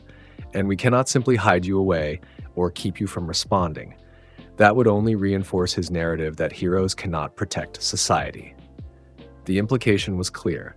Izuku would need to face whatever All for One had planned, and he would need to do so in a way that not only defeated the villain's physical threat, but also countered his ideological attack on hero society itself. As the meeting concluded and deployment plans were finalized, All Might asked Izuku to remain behind for a private word. "Young Midoriya," he began once they were alone, "I have guided you as best I could since learning of the Ultimatrix and its powers. But the challenge you now face goes beyond physical combat or tactical planning. All for One is attacking the very concept of heroism that you and I both believe in." Izuku nodded, understanding the gravity of what his mentor was saying. "It's not enough to defeat him. I need to demonstrate why his vision is wrong, why hero society, for all its flaws, is worth preserving and improving." All Might smiled faintly, pride evident in his sunken eyes. "You understand perfectly. Remember what I told you when we first discussed the Ultimatrix? With great power comes great responsibility. This may be the greatest responsibility you've faced yet, not just to win a battle, but to inspire a nation." As Izuku left the meeting to prepare for the challenges ahead, he found himself thinking not about which transformations would be most effective against All for One's quirks, but about something more fundamental, what it truly meant to be a hero in a world that was beginning to question the entire concept. The Ultimatrix gave him power beyond imagination, the ability to transform into thousands of alien species, each with unique abilities that could reshape reality itself if he chose. But the true test would not be how he used that power against villains.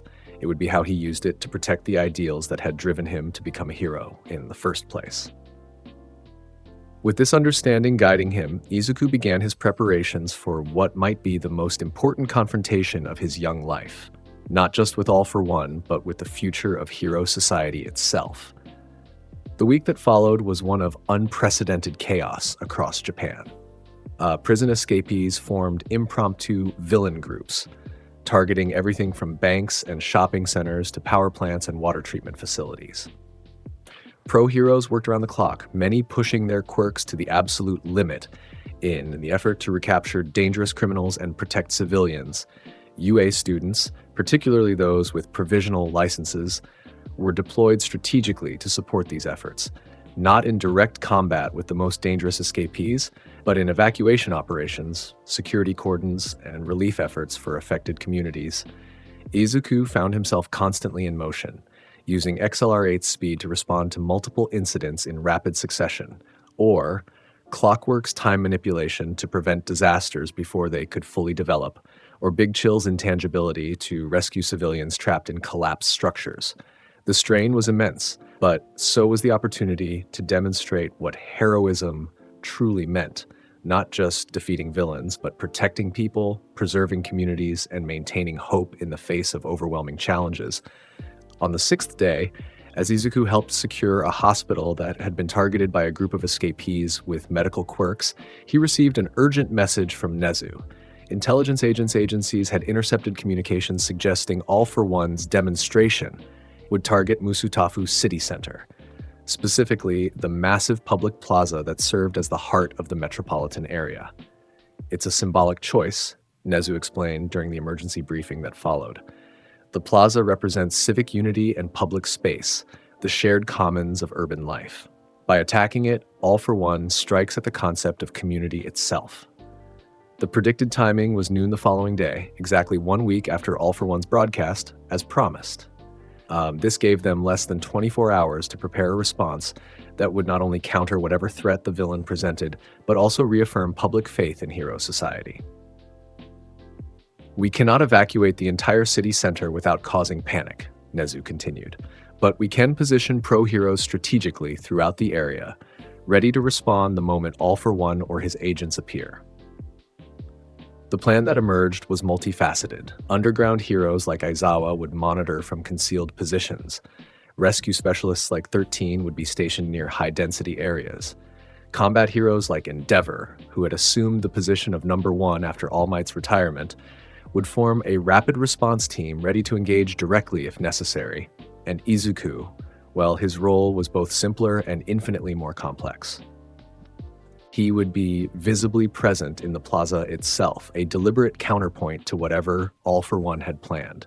Not hiding, not waiting in ambush, but openly standing as a symbol of the heroism that the villain sought to discredit. "It's a risk," All Might acknowledged during their final strategy session. "All for One will have anticipated your presence and prepared accordingly. But sometimes, young Midoriya, the most powerful message is the simplest one. Heroes face threats head-on in the light of day for all to see."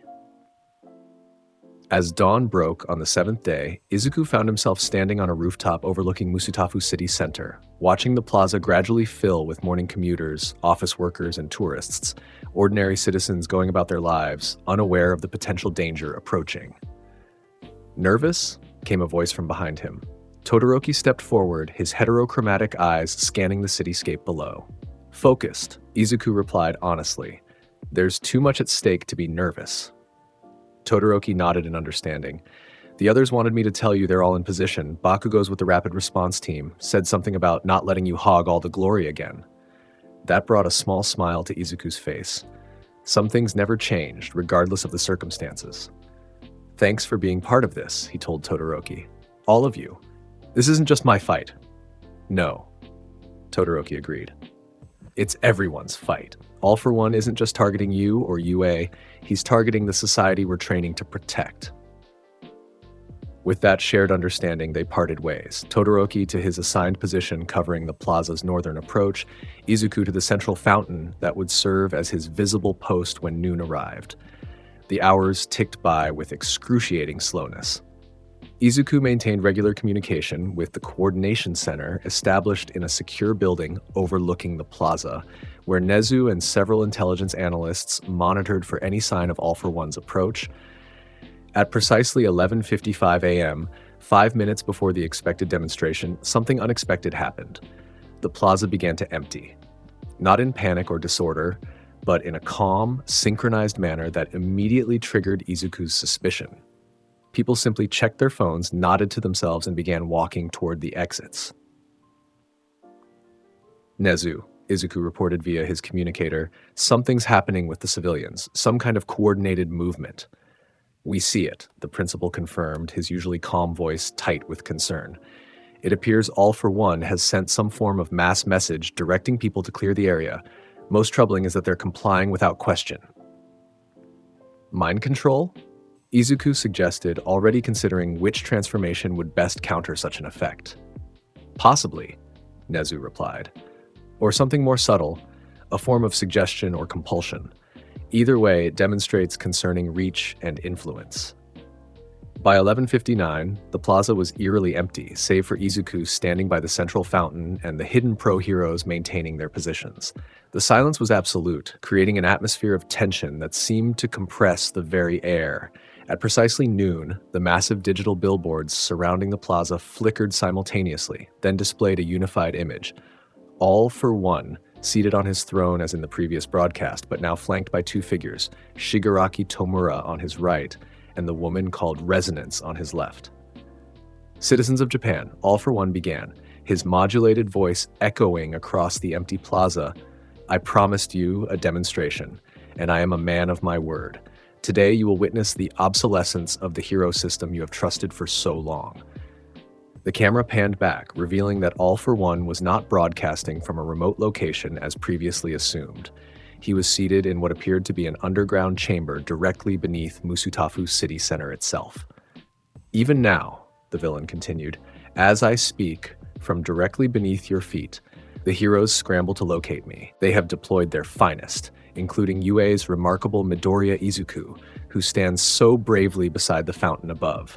A commendable display of courage, young man, but ultimately futile. Izuku maintained his composure, even as he realized All for One had known their plan all along. This was part of the villain's strategy, to demonstrate his superior intelligence and preparation, to make the heroes appear reactive rather than proactive. The demonstration I promised is not merely a display of power, All for One explained, his tone almost professorial. It is a revelation of truth. The truth that your hero society is built on a foundation of sand, a foundation that washes away the moment the tide turns. With a gesture from the villain, the camera view split to show multiple locations across Japan. Hospitals, schools, power plants, water treatment facilities, all the critical infrastructure that supported modern society. At each of these locations, All for One continued, I have placed individuals with quirks specifically designed for maximum devastation. They await only my signal to activate these quirks simultaneously. The implication was clear, a coordinated attack on essential services that would cause unprecedented casualties and chaos. The heroes cannot stop them all, All for One stated matter-of-factly. Even with every pro-hero deployed, even with UA students pressed into emergency service, they cannot be everywhere at once. This is the fundamental flaw in your system. It relies on exceptional individuals rather than structural solutions. Izuku listened carefully, not just to the words, but to the underlying message.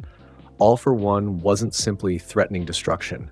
He was offering a critique of hero society itself, positioning his actions as a necessary revelation rather than mere terrorism. However, the villain continued, I am not without mercy. I offer a choice, a single choice that will determine the outcome of today's demonstration. The camera zoomed in on All for One's masked face. Midoriya Izuku, he said directly, you stand above me now, the Ultimatrix on your wrist containing power that exceeds perhaps even my own. Power that you use in service to a flawed system that elevates the genetically gifted and marginalizes the rest. I offer you this choice. Join me in creating a new world order where power is distributed according to merit rather than birth, or watch as I expose the fatal weaknesses of the society you protect. The plaza fell silent once more as All for One's offer hung in the air. Every eye in Japan, perhaps the world, was now fixed on Izuku, waiting for his response to this unprecedented ultimatum. After a moment's consideration, Izuku spoke not just to All for One, but to the cameras he knew were broadcasting his response nationwide. You've misunderstood something fundamental, he began, his voice clear and confident. Hero society isn't perfect, no society is, but it's not built on genetic privilege or quirk hierarchy. It's built on a simple idea that those with power have a responsibility to help those without it. He gestured to the Ultimatrix on his wrist. This device gives me abilities beyond what any quirk can provide, but that power isn't what makes me a hero. What makes a hero isn't the strength of their quirk or the fame they achieve. It's the choice to use whatever abilities they have, great or small, to protect others. Izuku began walking toward the center of the plaza, where he suspected the entrance to All for One's underground chamber might be located. You claim to offer a world where power is distributed according to merit, he continued, but your actions reveal your true goal, not to elevate everyone, but to place yourself at the top of a new hierarchy, one where you decide who deserves power and who doesn't. He stopped, looking directly into the nearest camera. True heroism isn't about having the strongest quirk. It's about standing up against injustice, protecting those who can't protect themselves, and inspiring others to do the same. That's the society I believe in. Not perfect, but worth improving, worth protecting. With that final statement, Izuku activated the Ultimatrix, transforming in a flash of green light into a crystalline alien with a body composed of organic diamond. "Diamond Head," he announced, before driving his fist into the plaza's pavement with enough force to shatter the reinforced concrete. The impact revealed what Izuku had suspected, a hidden access point to the underground chamber where All for One was broadcasting. Without hesitation, he leapt into the opening, transforming mid-fall into Jetray to navigate the winding tunnel that led downward. When he emerged into the chamber, he found exactly what the broadcast had shown. All for One seated on his makeshift throne, flanked by Shigaraki and Resonance, with various League members positioned throughout the space. "A noble speech," All for One commented, rising from his seat. "Predictably idealistic, but it changes nothing. The demonstration proceeds as planned." He raised a hand, apparently to signal his operatives at the various infrastructure targets. But before he could complete the gesture, Izuku transformed again, this time into an alien form he had never revealed publicly before. "Clockwork," he announced, his body now resembling a copper mechanical being with clock-like features and a transparent chest showing gear mechanisms. With precise focus, Clockwork generated a temporal field that enveloped the entire chamber, slowing time to a near standstill for everyone except Izuku himself. All for One's hand remained frozen mid-gesture, the villain's masked face unable to register surprise at this unexpected ability. Moving with deliberate care through the slowed time field, Izuku approached All for One and examined the communication device the villain had been about to activate. It was surprisingly simple, a modified smartphone with a custom application designed for simultaneous signal distribution. With time effectively paused around him, Izuku transformed into gray matter, using the tiny alien's enhanced intelligence to quickly analyze and reprogram the device. Instead of sending the activation signal to All for One's operatives, it would now transmit their exact locations to law enforcement and hero agencies nationwide. Once this was complete, he transformed back to Clockwork and carefully positioned himself directly in front of All for One before releasing the temporal field. Time resumed its normal flow, and the villain found himself suddenly face to face with an alien form he had never encountered before. "What is this?" All for One demanded, his composed demeanor cracking slightly at the unexpected development. "Time manipulation," Izuku explained simply, "and while you were frozen, I reprogrammed your communication device. Instead of activating your operatives, you've just sent their locations to every hero agency in Japan." To demonstrate, he gestured to the screen still showing the various infrastructure targets, where pro-heroes could now be seen apprehending confused individuals who had been positioned for destruction. All for One remained motionless for a moment, absorbing this reversal. Then, with deliberate calm, he removed the modified smartphone from his wrist and handed it to Shigaraki. "A clever maneuver," the villain acknowledged, "but ultimately irrelevant. The demonstration I promised was never truly about destruction. It was about choice. Your choice, specifically, which you have made quite clear." He stepped forward, multiple quirks activating simultaneously as his massive frame seemed to expand with power. "Now we proceed to the inevitable conclusion," All for One declared. "The final confrontation between your vision of heroism and my understanding of reality." The chamber erupted into chaos as League members engaged with the pro-heroes who had followed Izuku's entry point into the underground facility. Shigaraki launched himself at Aizawa, decay quirk active and ready to disintegrate anything he touched. Resonance faced off against Midnight, their quirks creating a fascinating counterplay of frequency manipulation and somnolent gas. But the central conflict, the one that would determine the outcome of this demonstration, was between Izuku and All for One. The villain didn't waste time on preliminary attacks or testing maneuvers. He immediately unleashed his most devastating combination of quirks, a simultaneous assault of air cannons, shock absorption, muscle augmentation, and kinetic boosting that had leveled entire city blocks during previous conflicts. Izuku responded by transforming into feedback, absorbing the energy components of the attack while sidestepping the physical force. The exchange was merely the opening move in what quickly became the most technically complex battle either had engaged in.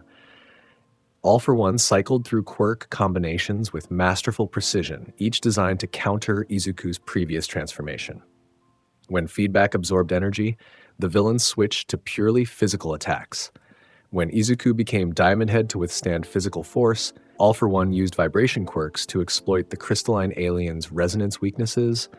It was a deadly dance of adaptation and counter-adaptation, with both combatants demonstrating not just raw power, but tactical genius. All for One had centuries of experience and dozens of quirks at his disposal. Izuku had the Ultimatrix's near-infinite variety and a strategic mind honed by months of intensive training. The underground chamber couldn't contain their conflict for long. A particularly powerful exchange sent them crashing through the ceiling, emerging into the plaza above where their battle continued in full view of the cameras that had been broadcasting All for One's message and were now transmitting the confrontation to the entire nation. "You fight well," All for One commented during a momentary lull, both combatants assessing each other across the crater their emergence had created. "But can you fight well enough to save everyone?" With that ominous statement, the villain activated a new quirk, one that created a massive gravitational distortion affecting the entire plaza and the buildings surrounding it. Glass shattered, metal groaned, and concrete began to crack as the increased gravitational force threatened to collapse the entire city center. "This is the truth I promised to demonstrate," All for One declared, his voice carrying despite the destruction around them. "No matter how powerful the individual hero, they cannot save everyone. Systems fail. People suffer. The only solution is control, absolute control over who has power and how it is used." Izuku assessed the situation rapidly. The gravitational distortion was affecting too large an area for conventional evacuation. Even with his speed as XLR-8, he couldn't remove everyone from danger before buildings began to collapse. He needed a solution that addressed the root cause, All for One's quirk activation itself. With decisive clarity, he transformed into an alien he had been saving for the most critical moment. A humanoid silhouette of the night sky itself, with stars and galaxies swirling within its form. "Alien X," he announced, his voice now carrying a cosmic resonance that seemed to emanate from everywhere and nowhere simultaneously. Even All for One paused at this transformation, sensing the incomprehensible power that radiated from this new form. But before the villain could react, Alien X raised a hand, and reality itself responded. The gravitational distortion simply ceased to exist. Not countered, not neutralized, but retroactively removed from existence, as though it had never been activated in the first place. Buildings that had begun to crack were suddenly whole again. People who had been struggling against increased gravity found themselves standing normally, with no memory of the distortion that had affected them moments before. "Impossible," All for One breathed, genuine shock evident in his voice despite the mask concealing his expression. "No quirk can rewrite reality itself." "As I told you before," Izuku replied, the cosmic voice of Alien X resonating with quiet certainty, "the Ultimatrix is not a quirk." With another gesture, Alien X created a containment field around All for One, not a physical barrier, but a localized alteration of reality that prevented the villain from activating any of his stolen quirks. For perhaps the first time in centuries, All for One was powerless. "What have you done to me?" the villain demanded, struggling against the invisible constraint that rendered his vast collection of abilities inaccessible. "I've temporarily suspended your connection to the quirk factor," Izuku explained, returning to human form now that the immediate threat was contained. "You haven't lost your quirks, you simply can't access them while within this field." All for One's masked face revealed nothing, but his body language conveyed a mixture of rage and fascination. "You could have done this at any time," he realized. "You could have ended our conflict instantly." "I could have," Izuku acknowledged, But that wouldn't have addressed the real issue, the ideology you've been spreading, the idea that hero society is fundamentally flawed and needs to be replaced with your vision of controlled power distribution. He gestured to the cameras still recording their confrontation. The people watching needed to see not just that you could be defeated, but why your vision is wrong. They needed to see that true heroism isn't about having the most power, it's about how you use whatever power you have. As specialized containment units arrived to secure All for One, reinforced with technology specifically designed to suppress his numerous quirks, Izuku addressed the watching nation one final time. Hero society isn't perfect. There are inequities and problems that need solving, but the answer isn't to tear it down and replace it with something worse. The answer is to work together. Those with powerful quirks, those with subtle quirks, and those with no quirks at all, to create a society where everyone can contribute and everyone is valued. He looked directly at All for One as the villain was secured for transport. That's the difference between your vision and mine. You see power as something to be controlled and distributed from above. I see it as something that already exists in everyone, in different forms, waiting to be recognized and supported. The aftermath of what the media dubbed the Plaza Confrontation reverberated throughout hero society for months, All for One's capture, this time with enhanced security measures that included constant quirk suppression technology, removed the most dangerous villain in history from the equation once more. But perhaps more significant was the ideological impact. All for One had attempted to undermine faith in hero society itself, to present it as fundamentally flawed and deserving of replacement. Instead, the public had witnessed a defense of heroism that acknowledged imperfection while affirming core values. A vision of heroes not as genetic lottery winners, but as individuals who chose to use whatever abilities they possessed for the greater good. For Izuku, the weeks following the confrontation brought both accolades and reflection. He was celebrated across Japan, invited to speak at government functions, offered special commendations by hero agencies. But amid the public recognition, he found himself increasingly focused on All for One's critique of hero society, not because he agreed with the villain's solutions, but because he recognized kernels of truth in the problems identified. You've been quiet lately, Uraka observed during lunch at UA, where classes had resumed with a sense of cautious normalcy. Everything okay? Izuku looked up from his food, offering a small smile. Just thinking about what comes next.